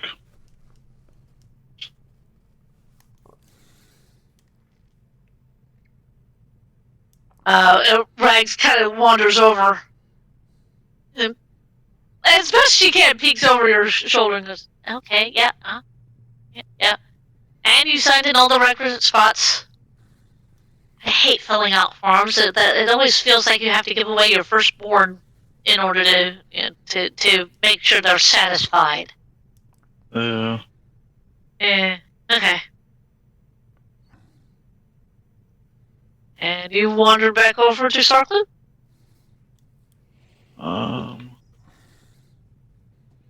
Should I need to go? I'm gonna go check out the pits. Right, so you hand the pad back to the Wookiee. Right? Yep. Okay. The Wookiee takes a look at it, nods, and reaches down and hands you what looks like it looks like a tag. And it has a number on it, and the number is 42. 42, huh? All right. And Sarkly goes, space to put, and then looks over at the droid because apparently Sarkly doesn't remember the word. And the translator droid goes, yes, Miss Sarkly, I think the word that you are looking for is speeder. And Sarkly rolls her eyes like this droid is way too happy. It has the very subtle tones of a droid that we've never met before. Yes. Yes. Yeah. And nods. I think what they're saying is that's where we can put our speeder in. Let's go to the pits. Yeah. And see what they've got. Yep. So yeah, I'll guess we'll head over to the pits and keep an eye out for Duke. Yeah, Duke is over in, like, I guess, whatever number you want to assign me, Trish, is up to you. Well, considering that I would assume that you would have signed up for this. This wasn't like a last minute thing. Yeah, your particular birth as it is 5. All right. So Duke's over at like 5, but he's walking past 6, kind of just poking his head in, like the open garage door. Oh yeah. And it's very obvious that he's, snooping. At least from your angle, because you know what he's doing. But and for Lauren, you come up with your speeder, and since it's Jabba's bike that you have, he's already got spaces for his bikes, and your bike thing is 10. We've got 5, 10, and 42.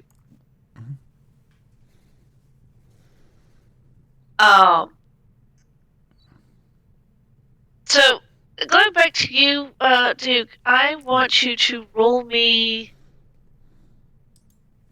I can get out of that. And I can get out of that. Roll me a investigation. Investigation. That you are snooping. Right. That would be under... Intelligence. That's a +2. So it's 14 plus 2. Give me a second. I have to get back to the thing. Pot roller.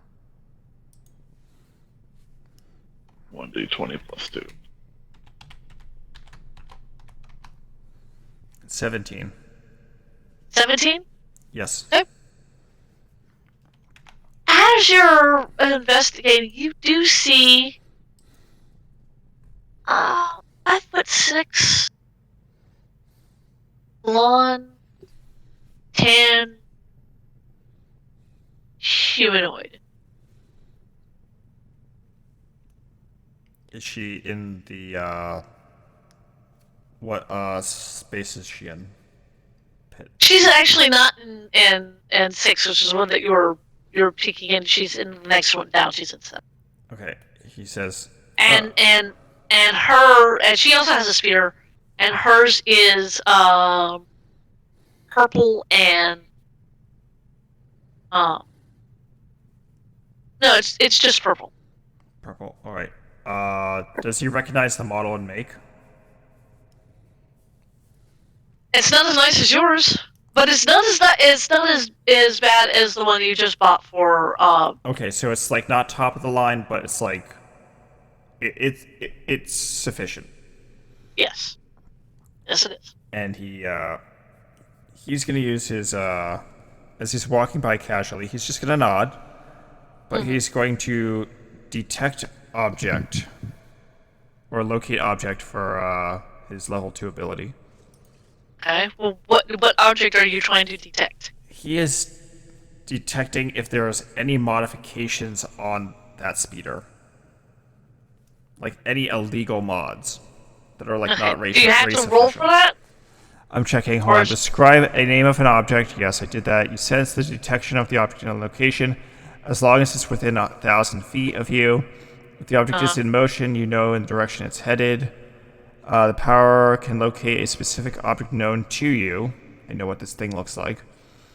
As long as you have seen it while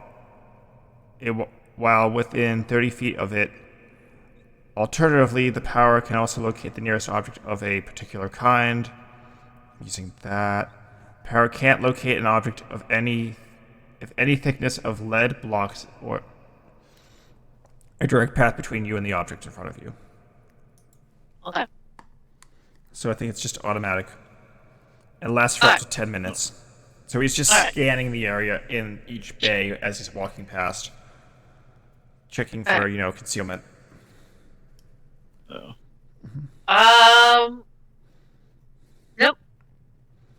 All right.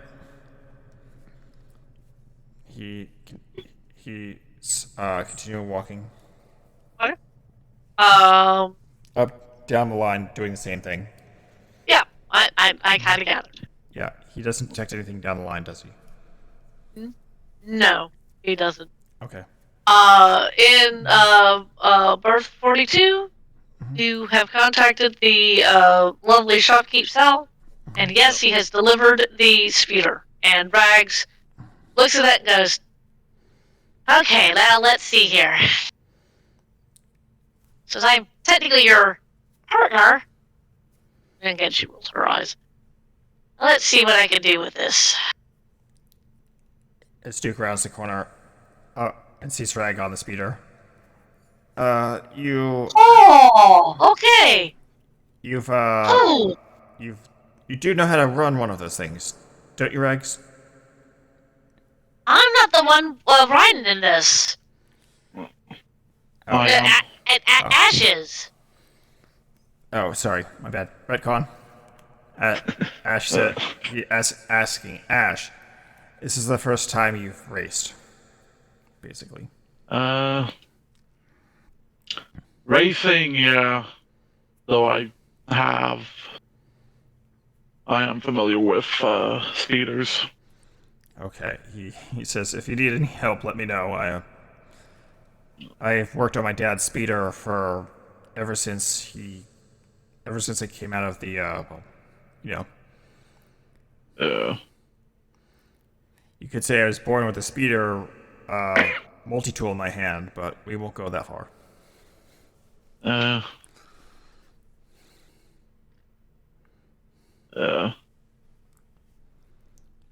he I think does I the hair thing, basically saying, did you notice anything on your way over here? I didn't. No. Did you?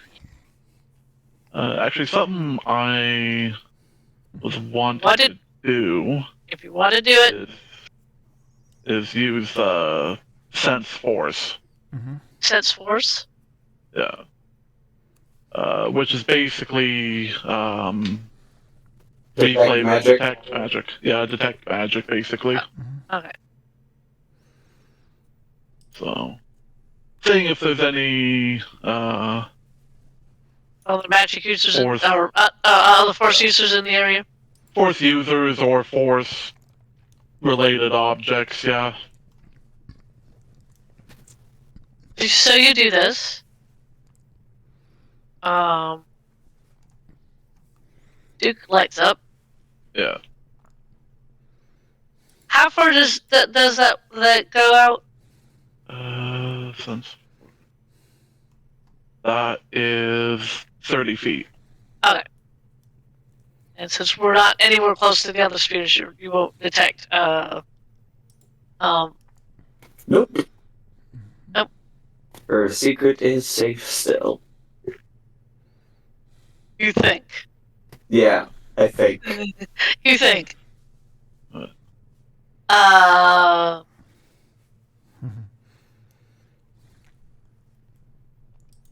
So, Duke, Yep. out of curiosity, how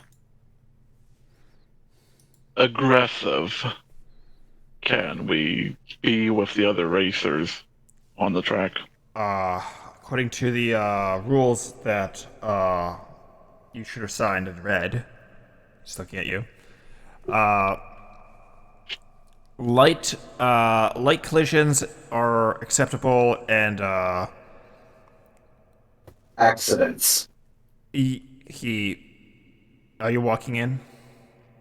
No, I was just adding that because, Okay, yeah. yeah. Uh, Minor accidents to other people's speeders and or persons is acceptable. It's not a cutthroat race, but it's gonna be intense. Yes. uh, Obviously, if you intentionally bring in any of the, and he does the like the gesture of like illegal mods for your speeders, you will be disqualified. all right. And if we were going to do that, Well, Well, I mean, I haven't. Thankfully, no one here, or at least to my knowledge, has any illegal modifications on their speeders or persons. So, sounds as good. as the sponsor of the races, well, one of them, it is my responsibility to maintain the utmost level of professionalism and fairness for these races. Good to know. So, and he's looking at Ash's speeder and he says, "They did a fine job on that." Yeah, it looks like it. Too bad we can't test it out on the track, and I was specifically told by our Hutton friend not to even set foot on the racetrack until you hear the horn. Good to know. I even tried to convince him if I could walk the length of the track, and he said absolutely not. So, All right. those are the rules. If you have any questions, let me know. Actually, I do. Yes? You wouldn't happen to need any supplies, and Ash will do the signal. He nods and says, "I do seem to be missing a few parts in my pit. I guess the Jawas haven't fully stocked the mechanic's toolbox, as it would be, with all the required necessities. If you'd like to stop by, I'm more than willing to share some of my tools with you." All right. I should have everything I need here, That's fine. but I also noticed that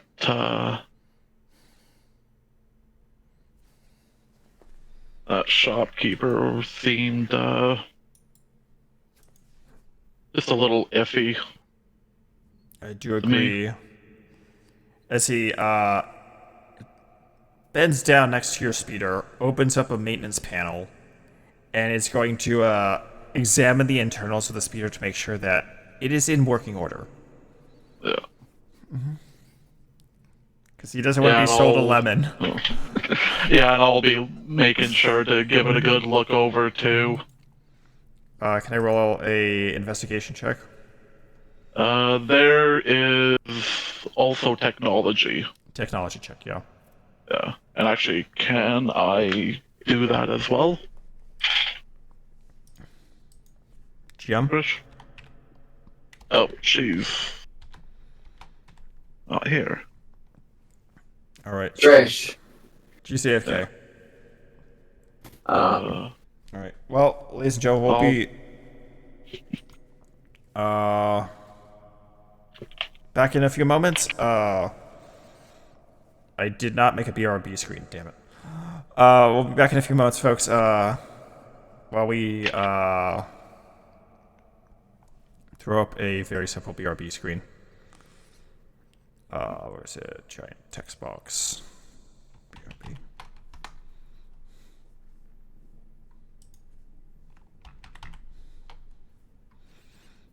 Alright. I am actually going to be right back as well.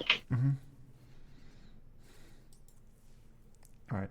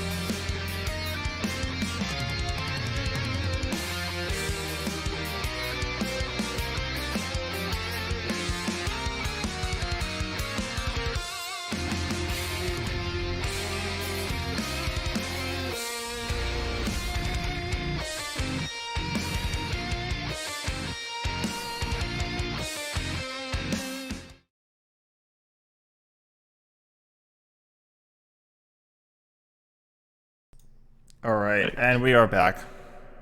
And shoot, go down, get out of here, text. Yeah. Thank you. All right. Yeah.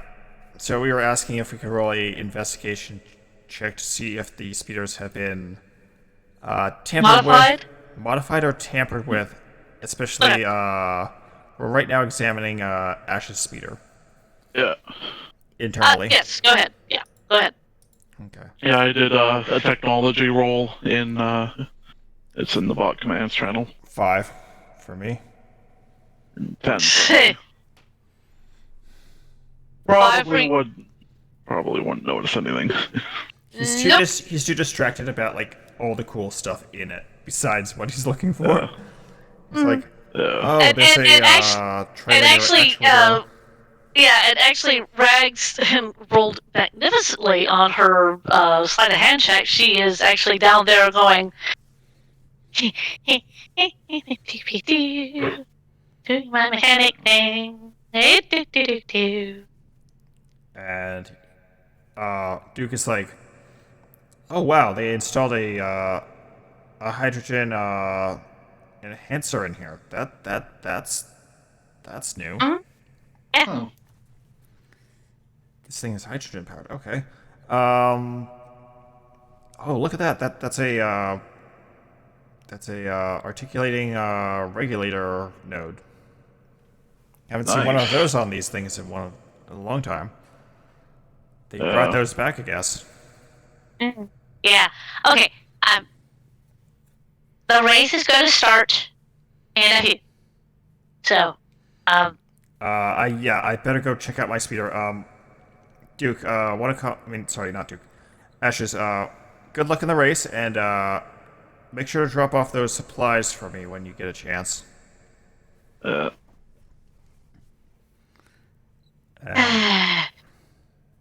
anyway, as we're watching Duke walk off, I just tweaked your suspension on that thing. You should get, when you're going around corners and hard bumps, you should, it won't hurt as much. Alright. Alright. So, the time for the race is upon us. As you hear over the PA. Hold on.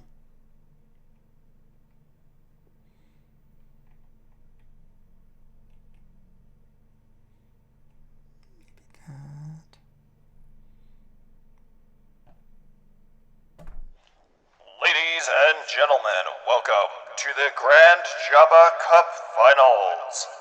Today we have a special race event for you.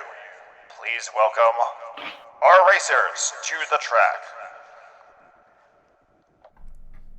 And you hear a loud gong sound go off, and the horns. And the four of you and a whole bunch of others come out onto the track with all of your speeders. Probably the loudest thing on the track is my speeder. Yeah. Oh yeah, they know when you're. Oh, and best part is it's now coughing. It's not the exhaust is like golden smoke. He's modded the exhaust, so like it's a cosmetic mod, so it's legal. So it's just like gold smoke and like particles and stuff like that, like coming off of it. Right. And also it's very glittery. It's very glittery. Okay. So you all put your speeders out there. Yep.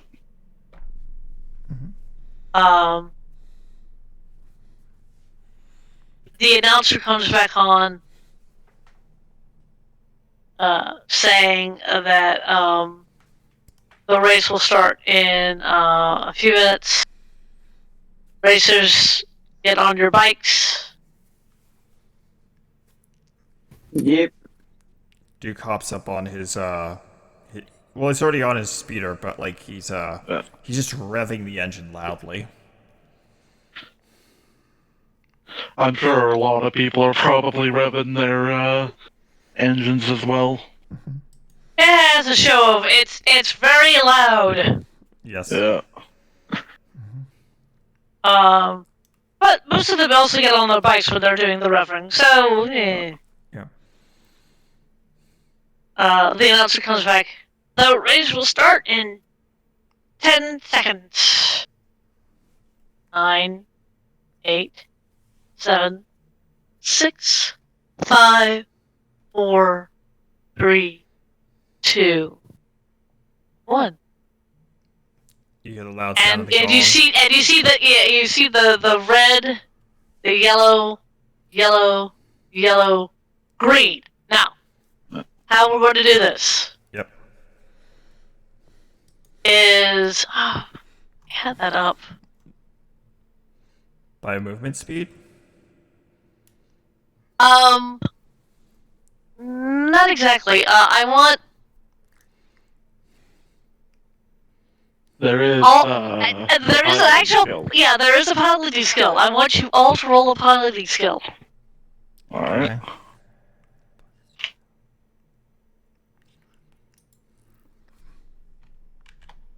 Now, this is the reason why I don't have Rags on a speeder, because I did not put her in Star Wars 5e. Because That is a nat 20. and that 20. Wow. No, dirty 20. Well, dirty 20, sorry. Okay. Dirty 20. Yeah. I didn't mean It's that. a dirty What's the 20? difference? Yeah, dirty 20, sorry. Yep. Yeah, dirty 20. Yeah. 19 flat. Yep. Okay, so I have a 10 for Ash. Yep. A 20, 30 for Duke. And what did you have? 19. 19.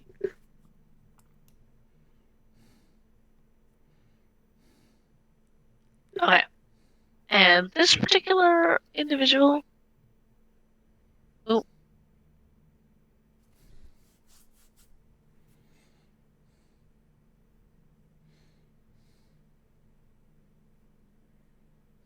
Also a 19. Yep.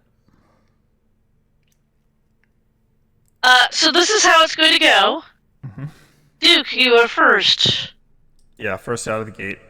First out of the gate. Then it's now Lauren. Then it's the female that Duke saw.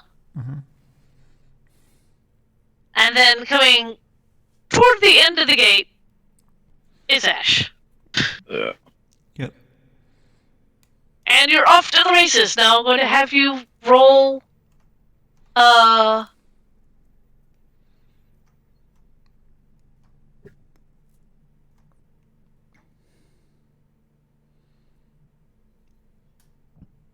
I'm going to have you continually roll the piloting check, All right.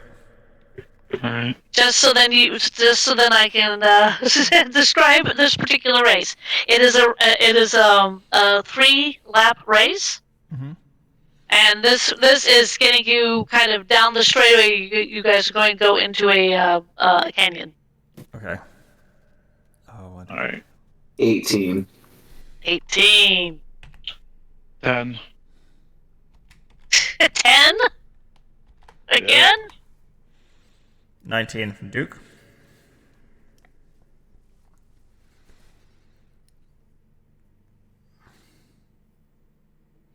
What did you get? 19. 19. Okay. As he, I guess, throttles back a little bit to let the others kind of have a somewhat of a chance. Oh.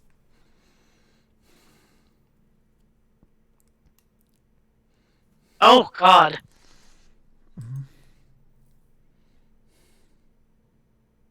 Okay. As you're coming out from the straightaway and going into the canyon, which has a curve, it is Duke that is first. Lauren, who is second.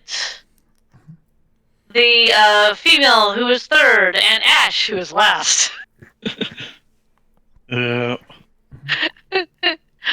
Roll me another one. All right.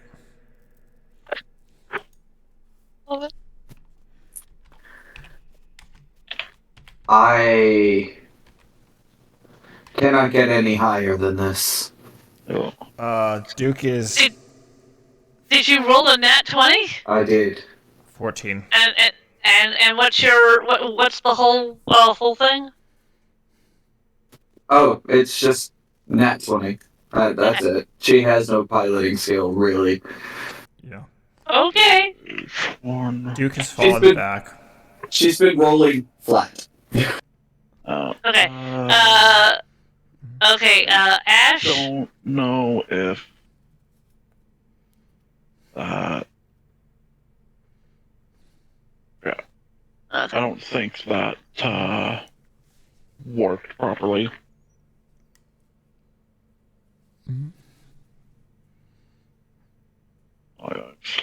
Okay. Davi. Duke. Duke, you had the 14. Yeah. So he's falling back, letting others kind of crash in front of him if they so desire. No. Screw it. Yep. Oh, you're doing a luck chart. Yeah. Okay. I see.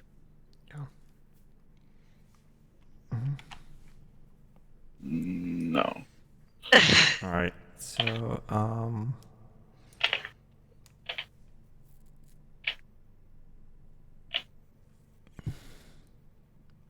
19 for a 21. Nice.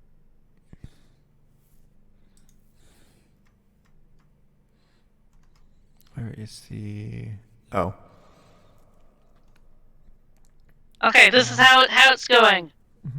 Ash, for the first time, you are actually passing other people. Yep. As you see, Duke kind of slow down and come up alongside you, and then fall back, letting you take the lead, I guess. Yeah. Next up is Naloran.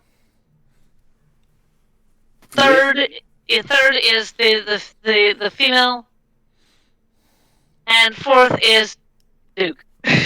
Duke now has started to fall behind. Yeah, he's gonna do something. He's gonna roll his danger sense. All right. You put your faith in the Force, feeling out for the future and seeing whether your actions will lead to future ruin. The GM chooses from the following possible omens: peace, danger, or ruin. Peace results in a positive, no danger. Danger results in which there is dangerous actions that could occur, but perhaps still worth the danger. ruin results in imminent death of you and your character or tragedy. The power doesn't take into account any possibility circumstances that might change the outcome of the result, such as the use of additional powers or loss or gain of any compensation or companion. If you use this power 2 or more times before completing your long rest, there is a cumulative 25% chance for each casting after the first that will get you a neutral result regardless of the action you take. And it's one bonus action. It's on self. So he's basically honing in on himself and feeling, what's going to happen? Will I win this race? Alright. Instantaneous. So you don't have to roll for anything for that, right? Correct.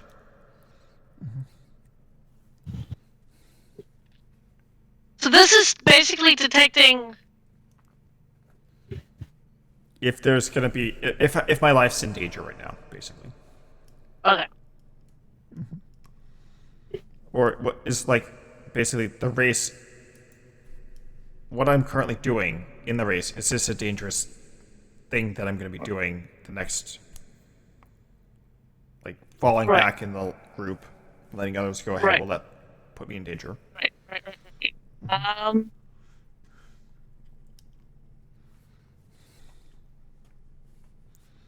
Alright.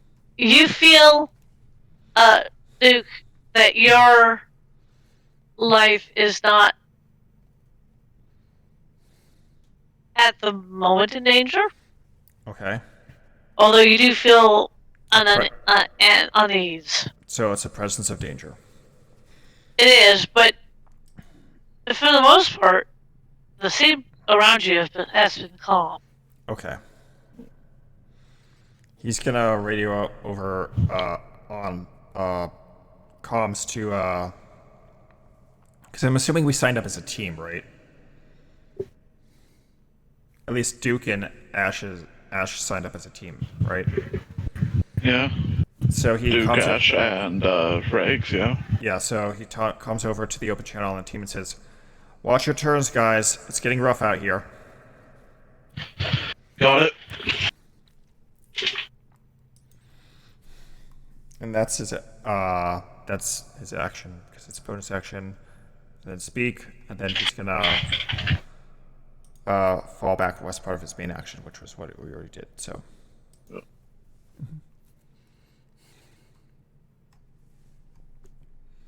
That's his turn. He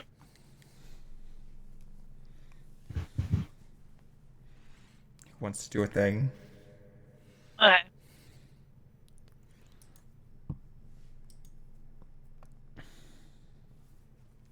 That's the thing. No, who wants to do a thing? Oh, okay. I'm good. Well, I mean, it's the three of you. Yep.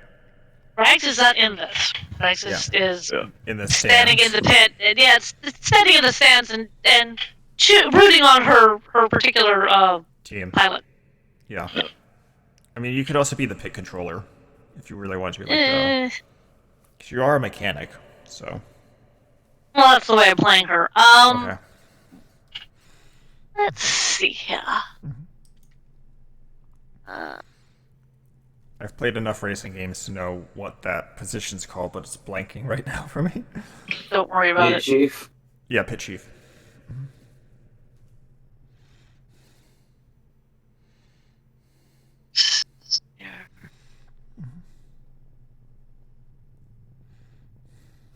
Okie dokie.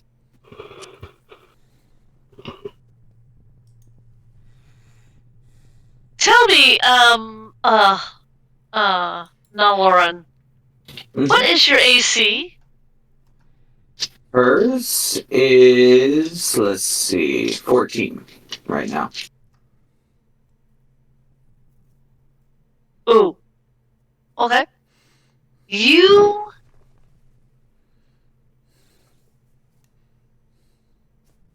get shot. Okay. Oh. for 6 points of energy damage. Oh, okay. It's coming from behind you.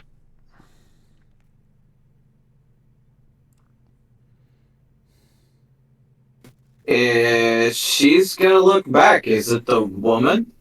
It is the woman. She has pulled out a blaster.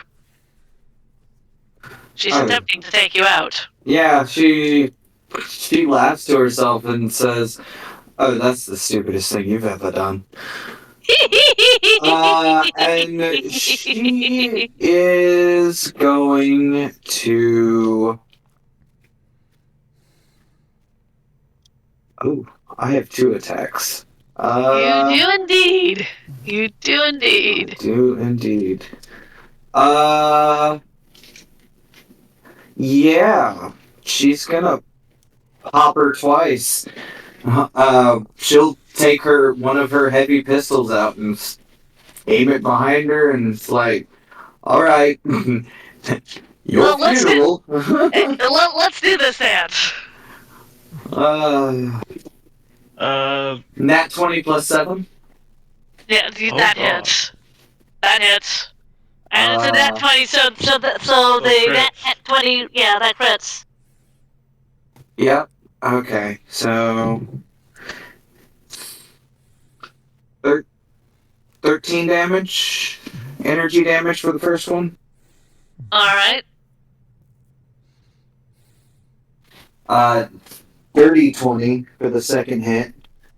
So you said, how much damage on the first one? 13. Okay. 5 doubled plus 3. Right. And you, what was the second, DC, hit? 13 plus 7. Yeah, you hit. 10 energy damage.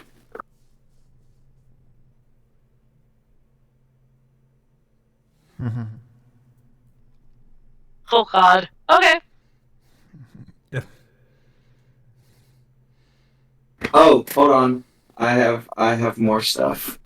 Oh no. Where is it? Because I think I have something akin to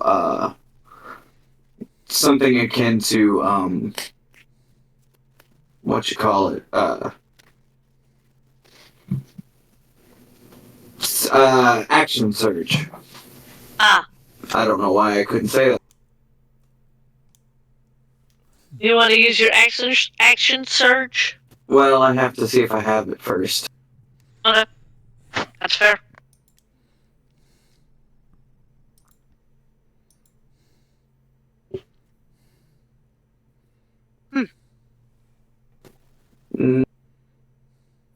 Nope, it doesn't seem like I do. Okay. So yeah. I want you all to roll me another piloting check, and I'll roll for her.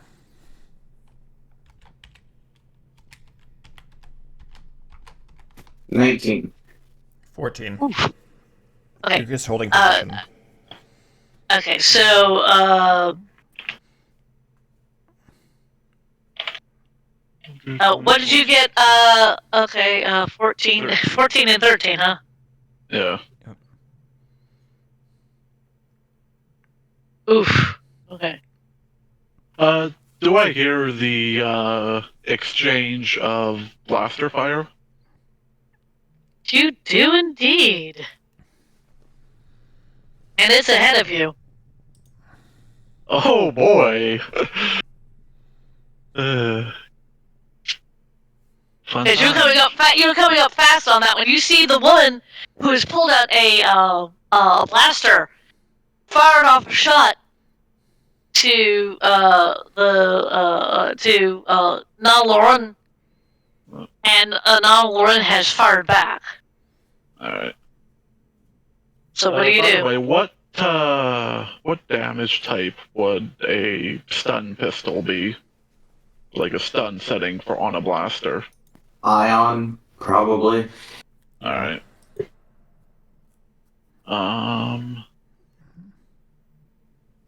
Or just a non-lethal laser. Okay. I'm just gonna avoid the blaster fire for now. Okay. Yeah. Duke is gonna come over to it on the team and say, I hear you're taking heavy fire. Hang in there. As he's gonna rev his engine. Couple other racers are having a shootout mid race here. Unfortunately, weapons are permitted in the race, so can't do anything about it. But just keep your eyes out. Heads down.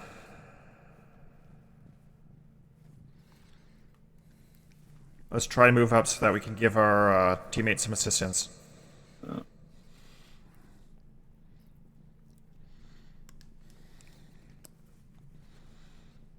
Okay. And Rags, you're hearing this all over the radio too. Oh yeah, she hears this and goes, oh, nutslides. There's not a thing I can do about it to help you until this race is done. Let's see here. Ash, are you doing anything about the woman that fired upon the person who's currently leader of this pack? No. Okay. Then it is her turn. Oof. Damn. 13 plus 8. That's a 21. I think I hit. Yeah. Yeah, you hit. Now she's angry. That's 11 points of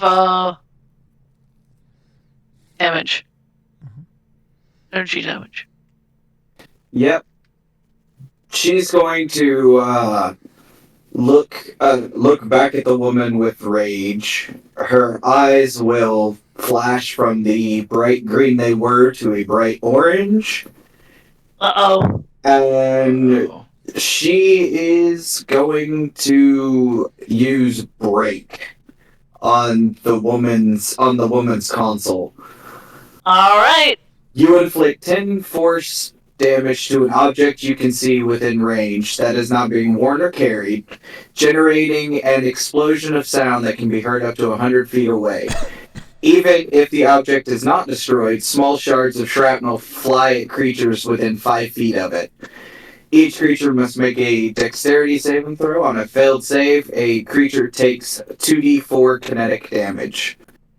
Use a dexterity saving throw? Yes. DC 12. No. Yeah, DC 12. Sorry. Oh, wait, never mind. 14. Sorry. I had to look. I was looking at my tech powers, and then I looked at my force powers.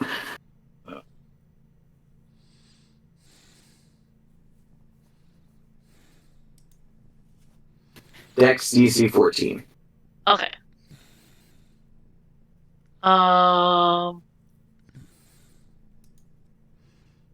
And everybody hears the loud kaboom. That's not the real. Alright. Oh God! I'm rolling that one. Oh. Ooh. So, can I roll 4d20? Or 4d4? You may. Oh, nice. Okay, 5 so far. 12 kinetic damage.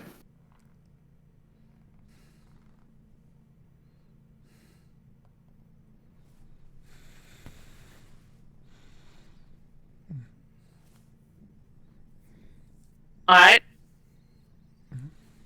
And then she's gonna go, her eyes will flutter back to their neon green and she'll start flying. Okay, how much damage did you end up doing? 12. 12. Thank you. Yeah. Yep. She doesn't know how things explode around her when she gets angry. She just knows they do. Duke is gonna come over the radios. How are we holding in there?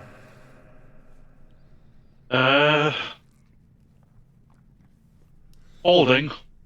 All right, we need to move up. I just heard a loud blast. Yeah, I think one of the speeders up ahead exploded. Well, she's still there, and from what you can observe, Ash, she is still alive. She's part pincushion now. Roll me another piloting check. Alright. Okay. That's what she got. 9. 9. Yeah. 21. 12.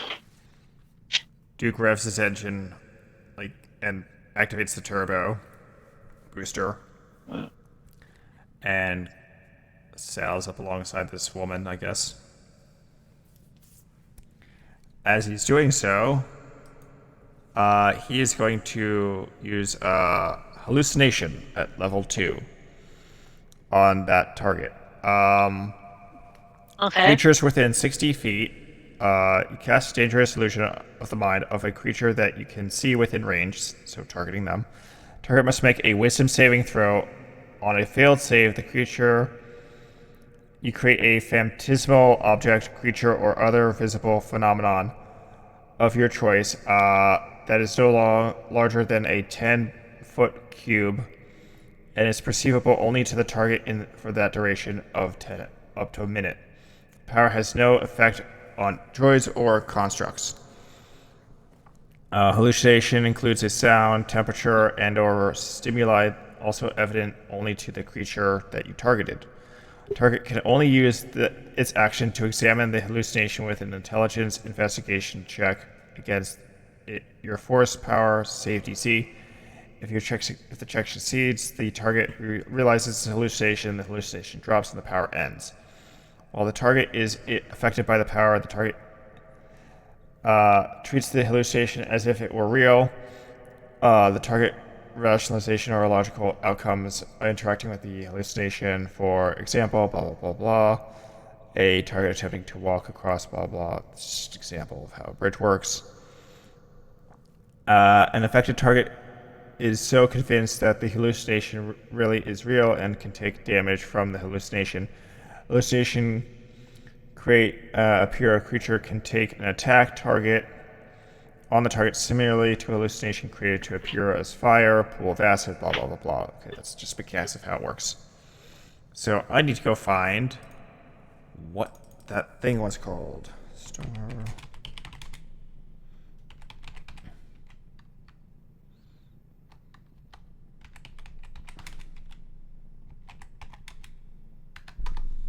Dang, what was it called?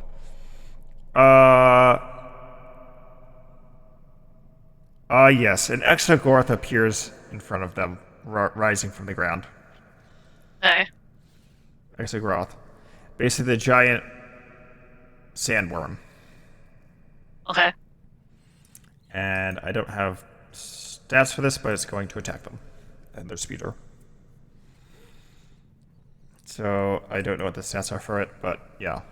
Should I just do like a stock roll d20 attack? Just for simplicity's sake, or no?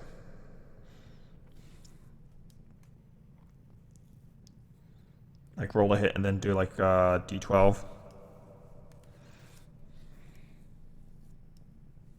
Because this is just a baby one, it's not a full grown. Full grown one is much larger. Yeah.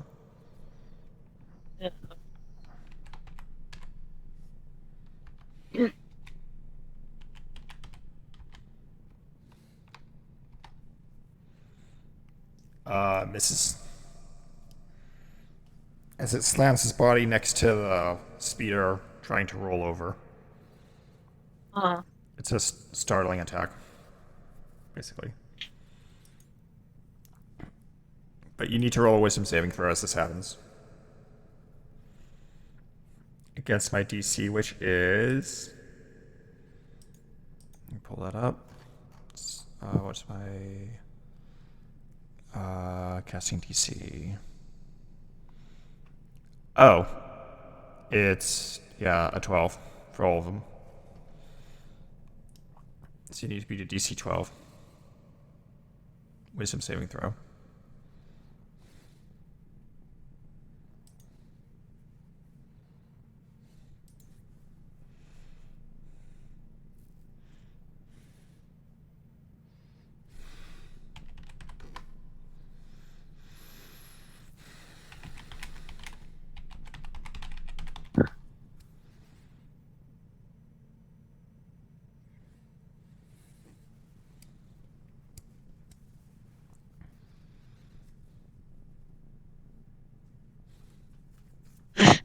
I'm here. I'm here.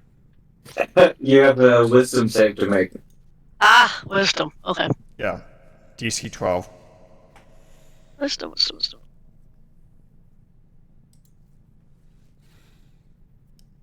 16. All right, you realize that this thing is not real, and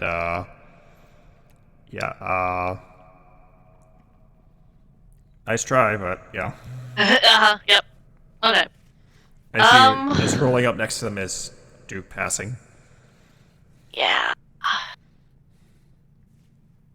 and Duke is, as a minor action, is pulling out his blaster rifle and setting his piloting to auto. Oh boy. Of Okay. course you'd have something like that. Yeah, of course he would. I mean, yeah. It only lasts. It only lasts for one turn though, so mechanically, Yeah. like he has to turn it back off auto, otherwise he's gonna crash. So, yeah. Yeah. All right. It's basically like Tesla Drive, but you have to keep your hands on the wheel. Yes. Let's see. The woman has gone. Did Nala go? She has not gone yet, no. Okay. She's gonna, She's the one being shot at. yeah. What is she going to do?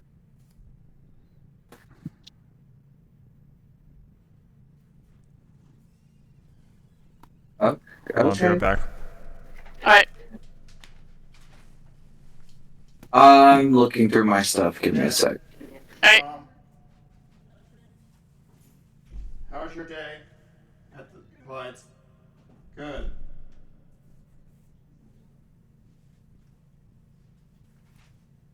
Okay. She's going to tap on her wristband and then hold her hand back, and she is going to short circuit the yeah, she's going to use short circuit. She's gonna use short circuit. I think I've got that one too on dead. Let me see what that actually does.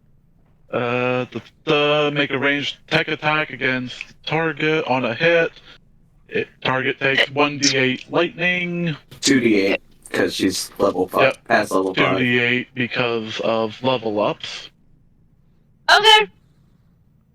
Go ahead. And droid construct tech focus has disadvantage on the first attack roll it makes against you. Alright.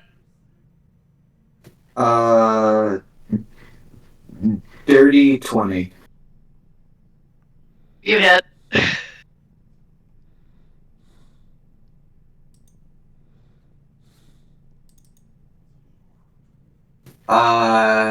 Yeah. It's gonna take, she's gonna take 10 lightning damage, and if she's techie in any way, she gets disadvantage against me. Alright. Everybody roll me another piloting check. Alright.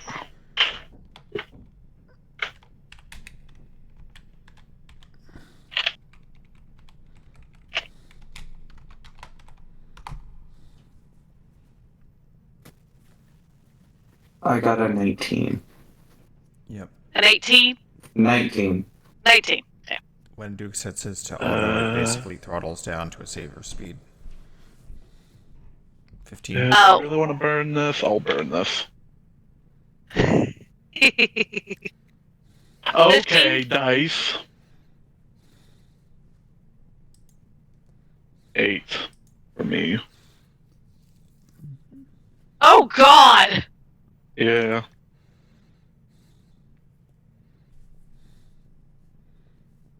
Dude comms over the radio. Try to keep up, Ash. Oh, well, don't feel bad. Kind of hard when shit's flying back and forth. Okay, with the electrical shock that she just got, she gets... this is how the things are. Now, Lauren, you're first. Duke, you're second. Ash, you're third.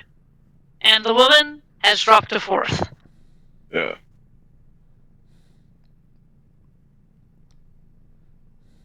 Cool.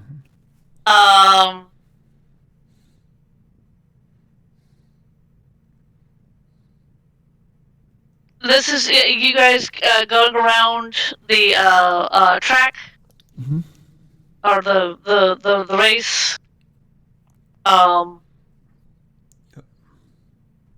And we'll say for simplicity's sake, it kind of keeps going like this. For the next 2 laps. Yep. Yeah. And the person to pull up in front, make me one last piloting roll. This is who crosses the finish first. Okay. 19. Oh, God. Damn, you've been rolling good. I know. It does not bode well for my Star Trek game later. That's true. Although, the numbers are switched, so it might. Yep. That's true. Duke rolls up. Oh Right? gosh. Evil Lake Oh, just God! zooms past. So 20, 22. 22? Yep. You just hear this loud roar of the engine. The announcer just says, "It looks like Duke's gonna reclaim his title." And then just out of nowhere. Oh, God. Yeah. Oh, lordy. What's Alright. this? Rounding the corner. The person who's first is Ash, who rolls across the finish line first. Then it's Duke.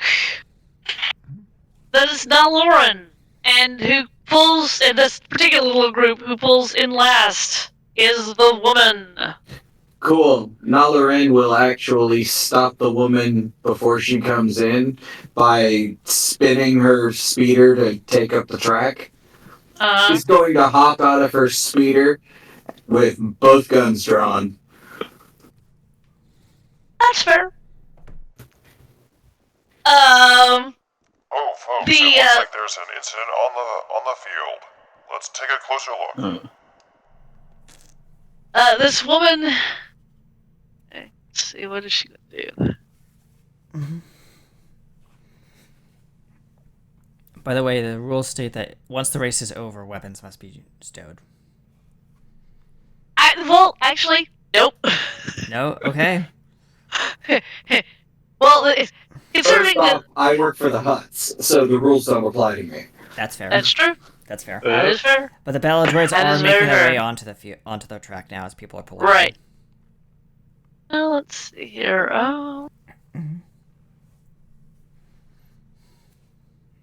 She's just gonna go ahead and roll.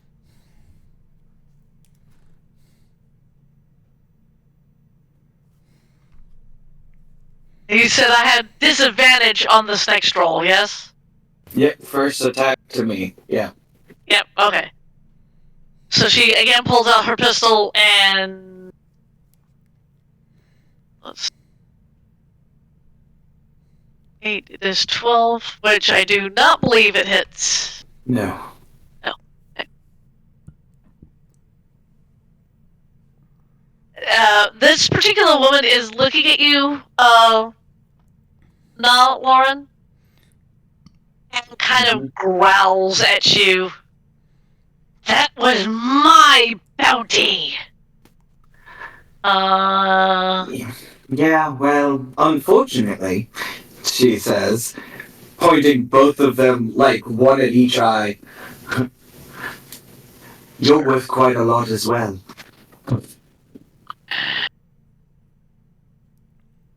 And she will pull the trigger. Go ahead. Pull the trigger. 24 for the first one, Hit.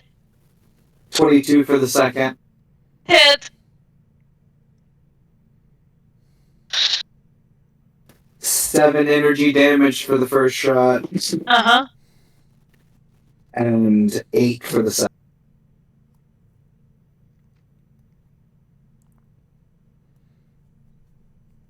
She is still up. The 2 battle droids walk in, like Mm. saddle up next to her, with their arm rifles drawn. I'll probably be off on the side somewhere as well watching. That Rags comes over and goes, "You won!" Oh no, what's happening? Oh. She'll point to one of the droids, and once again, her eyes will go orange, and she's gonna just point at it and say, "Stay." And it has to make a Constitution saving throw. All right. She's using stun droid. It's the only time she can use it. Yeah. I fear as much. I can see that. I'm gonna just use my stats for the droid. Is that okay? That's fine. Sure. All right. And it's a wisdom saving throw. You said No, Constitution. Constitution. Okay. So Yep. it does do that. It fails. Then It starts it's not sparking, like- going to do anything. It's paralyzed. Yeah, and Oh. he's pushing the like response button. He's like, "Come on, come on." He's looking down at it. He's like, "Come on, come on, come on," shaking it. This thing is busted. Damn it. And then looks up. It's like, oh, realizing that the droid is like paralyzed. Yeah. The other Yeah. droid, however, is closing in. Let's see. What is my superiority die?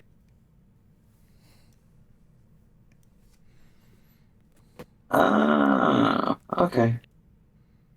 Never mind. Yeah. Her next move is. Actually, it's now hers, I think. So yeah, it's have hers. fun.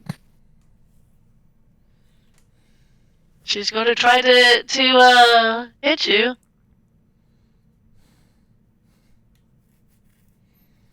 But she does not.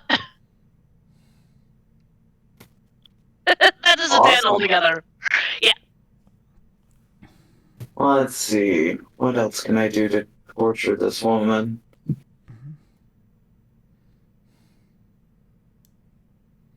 There is something I would like to do while watching this. Okay. Well, this is going. What do you want to do? Oh, Ash. Cast Foresight. Okay. Living things glow with the power of the Force. Those with an affinity for the light side glow blue. Those for the dark side red, and those with no attunement to either side yellow. How brightly they glow is determined by how strong their connection to the Force is. Okay. So you cast that. Rags glows. Which one's light? Blue. What color? Blue. Yeah, probably blue. And this is just for what I see Yeah, I know. through my vision. So I think Rags would be blue. Yeah, Rags Would be blue. Rags is definitely blue. Yeah. Duke is actually just white. He's neutral. Oh, so then he'd be yellow. Yellow, yeah. Yeah, she, Nalaren certainly has a red tint to her. Yeah. Not a super powerful one, because, she's only Force sensitive, she hasn't been trained or anything. But So it'd be dimmer than everyone else, but it'd be kind of orange. Yeah. Yeah. And yeah, her next thing will be she'll hit another thing on her wristband and grab the woman by the collar of her shirt or her tunic and activate pressure crush. Oof. Do I have to roll anything for that? Strength saving throw DC. Oh 14, God. or 12. Sorry. 12? No. Nope. Awesome. It's gonna take 2d12 damage. Go ahead. 5 so far. 15 total. 15. As she physically gets crushed. The woman is still up. At this point, Duke is gonna walk in, Okay. realizing his droids are basically incapacitated right now, Mhm. and he's going to use Sense Shatterpoint on the target woman. You're gonna do what now? Sense Shatterpoint. So I have Battle Insight already as one of my other at will powers, and then my level 1 is Battle Precognition. So I am qualified to use this. You seek deeper insight into the defense of a creature you see within range. Until the end of your next turn, you have advantage on your next 2 attacks rolls against that target. Lasts for 1 whole round, and it is concentration based. Mhm. All right. I will also state that Nala Ren has not let this woman get out of her speeder yet. Yeah. As he pulls out his blaster and aims it at her head. The woman's head.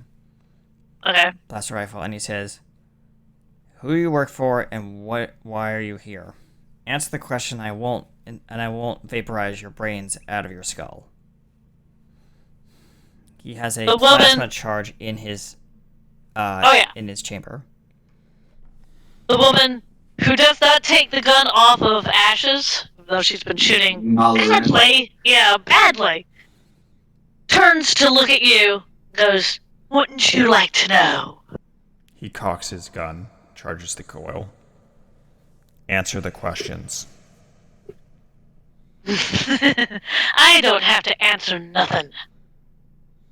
And she turns her attention back to you. He flips the safety off the gun and is moving his hand closer to the barrel. That is an 18. That hits, but Nala Ren also points a gun at Duke. My bounty. I was ordered to bring this one in. Well, looks like I'll have to deal with you after I deal with her. 9 points! As you two are having this lovely little argument. Yeah, she grits her teeth. Okay. Alright.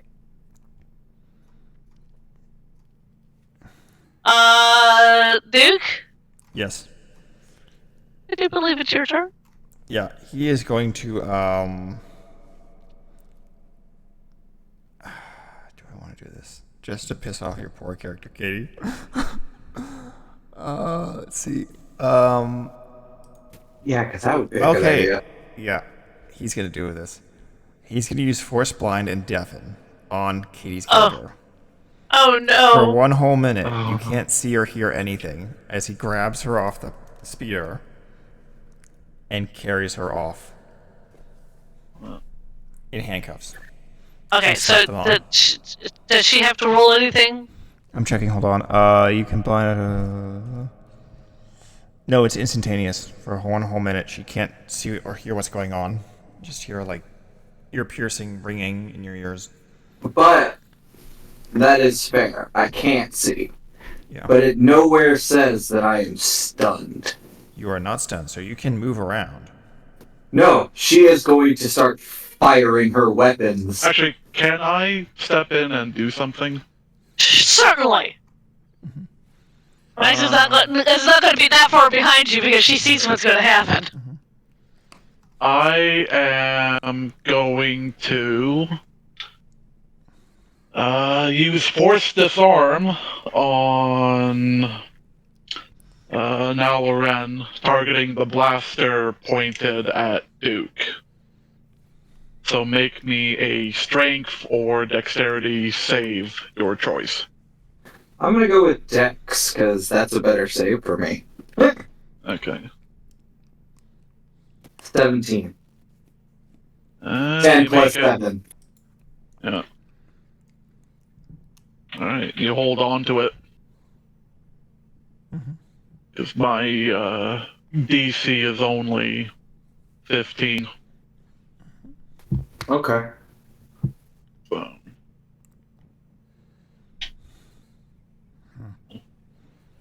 Yeah.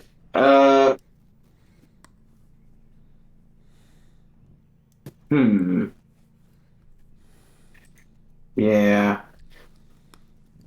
Let's see. I got dark vision, but that doesn't help when you're force blind. Yep. And Duke is dragging this woman off to the pits. And Yeah. Okay. Yep. But She may not start shooting, but she will start throwing punches. Just everywhere. Yep.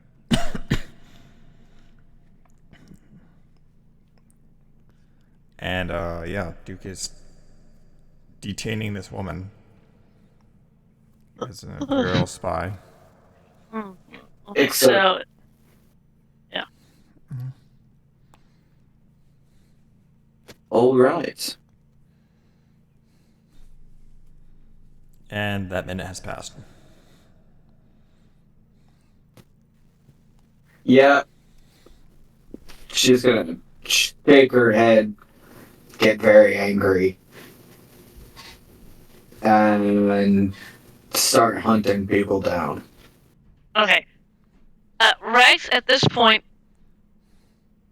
comes into this particular fray and goes, okay.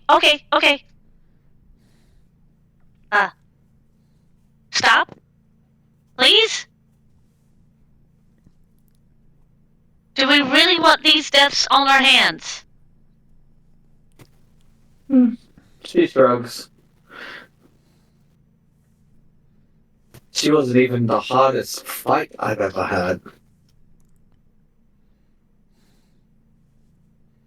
Just, do we really want to bring this kind of attention to us?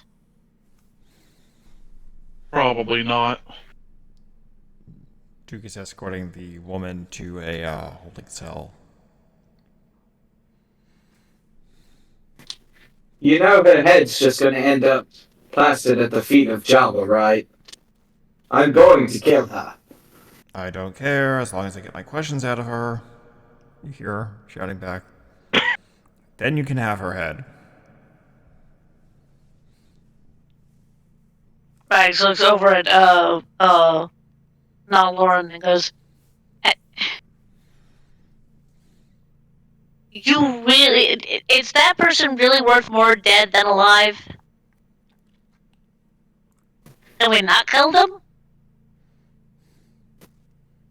Honestly, yes, she is probably worth more alive than dead, but she shot me, and that's not okay. Those people usually end up dead. Regardless. And Duke comes back up the stairs after escorting the woman down to the holding cells, and the two battle droids followed behind him. He walks up alone just dusting his hands off. All in a day's work. Oh, so you normally still work from hardworking bounty hunters. Got it. No, she was a spy working for the Empire, and we don't want that, especially in my line of work. Do you know she was a spy working for the Empire? Yeah, that actually causes Nalaran to laugh. She was a bounty hunter, and not even a good one. Regardless, Look, we don't want criminal scum in our midst. So in your mind, you're criminal scum just for living in the Empire. look.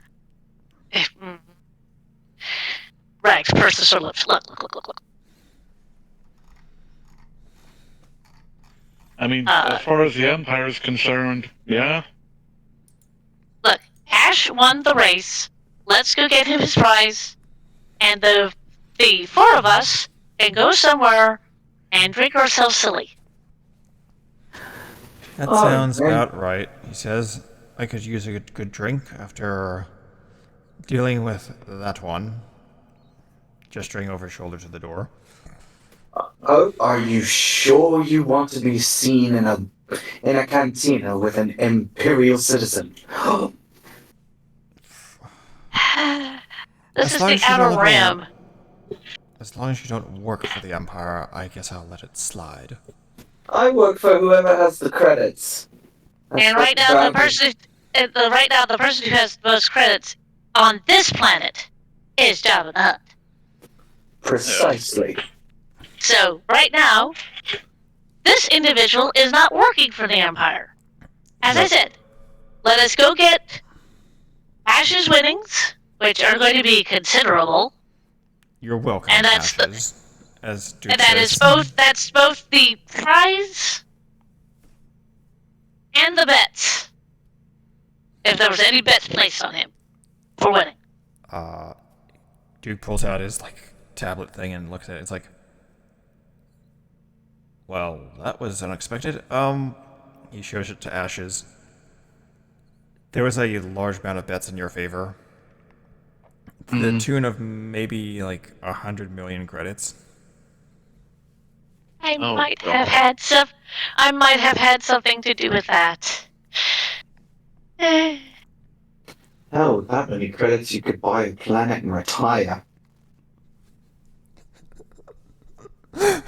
Duke just starts chuckling. He says, "My parents, my parents are willing to pay that, and he's willing to use. And if he wants to use the money for whatever he wants, so be it." Look, as I said, let's go collect the awards. Let's go find a place and sit down. And first of all, drink ourselves silly if that's the direction we want to go in, or talk. Drinks on me, he says as he hops on a speeder and revs up the engine loudly and says, "You coming?" As he speeds off. I'm fairly sure drinks are on him, she says as she hops into her speeder and speeds off. Let's get going. Yeah, let's get going. Rags will hop into the speeder, or onto the speeder. Yeah. And you guys drive off to the same cantina that at least two of you started off in. Yep. And that is where we'll end today's game. Thank you, ladies and gentlemen, for joining us here on Star Wars 5e One Shot. And yes, there was a lot of shooting. More than one shot was fired. We might continue this. It might become a Campbell one shot, yes. As for me, I am PKUSA KRT Studios, your production Twi'lek, and I will Protection toilet, I will yes. hand it up to our dear friend Ashes. Yeah. Not the I Ashes. mean- but Ash. Ash. Yeah. Ash. That's not a princess who is a Borg. We don't use the B word around here. You know that. I am evil intent. I play the I play Ash, and wasn't sure if I was going to be able to pull out the win there. You did because of that last because of that last roll. You pulled it out. You pulled it out by the skin of your teeth. Yeah, it's kind of funny because I got the three uses of lucky, and then of course playing a human, I have defiant, which adds a D4 on a check that I make. So it's like, this is the final check of the race. I may as well see if I can pull out all the stops. That's true. That is true. So I burned both of them, and yeah. And now we'll pass it to our favorite Twi'lek. Or their favorite Twi'lek. You mean the one with good sense and Oh, bad yes. aim. he looks good? Oh yes. Right. Bad aim, my tail. My head tails. Right. Hi, I'm Katie Wynn. I played Na Loran, the Twi'lek bounty hunter that Now has a new bounty. really wants to knock the snob out of Duke. Who knows? Maybe there might be a bounty on Duke's head. We'll find Oh, out. if there is, she will take it. Yes, you will. With gusto. Knowing the Empire, there probably is, but And I am Trisha Welsh, your wonderful. Are we really sure? Possibly. I am Trisha Welsh, your wonderful GM and player of Rags. Yes, And Rags listeners, is in yet another one of these. And hopefully next time I'll be able to have the thing I want. I haven't quite figured out how to do that yet, but yes. I'm surprised no one pulled out their lightsabers. She was going to. She was going to. I didn't have one. yeah. I have spent last time. My plan was basically defense only with it. Alright. So if Well, I was I mean, getting shot at, then I would have pulled it out and done Yeah, that's Jedi true. things, but Yeah, that's true. Anyway. I do believe that's all of us, and We'll I see pass you it back next off time. to you, Kenny. We'll see you next time in the parks. On another planet. On another planet. In another Yep, universe. another That is universe. In a galaxy far, far away. Until then, Yes. So yeah. be empowered to play, and remember, watch where you put that lightsaber. Bye, everyone. So yeah. Bye. bye.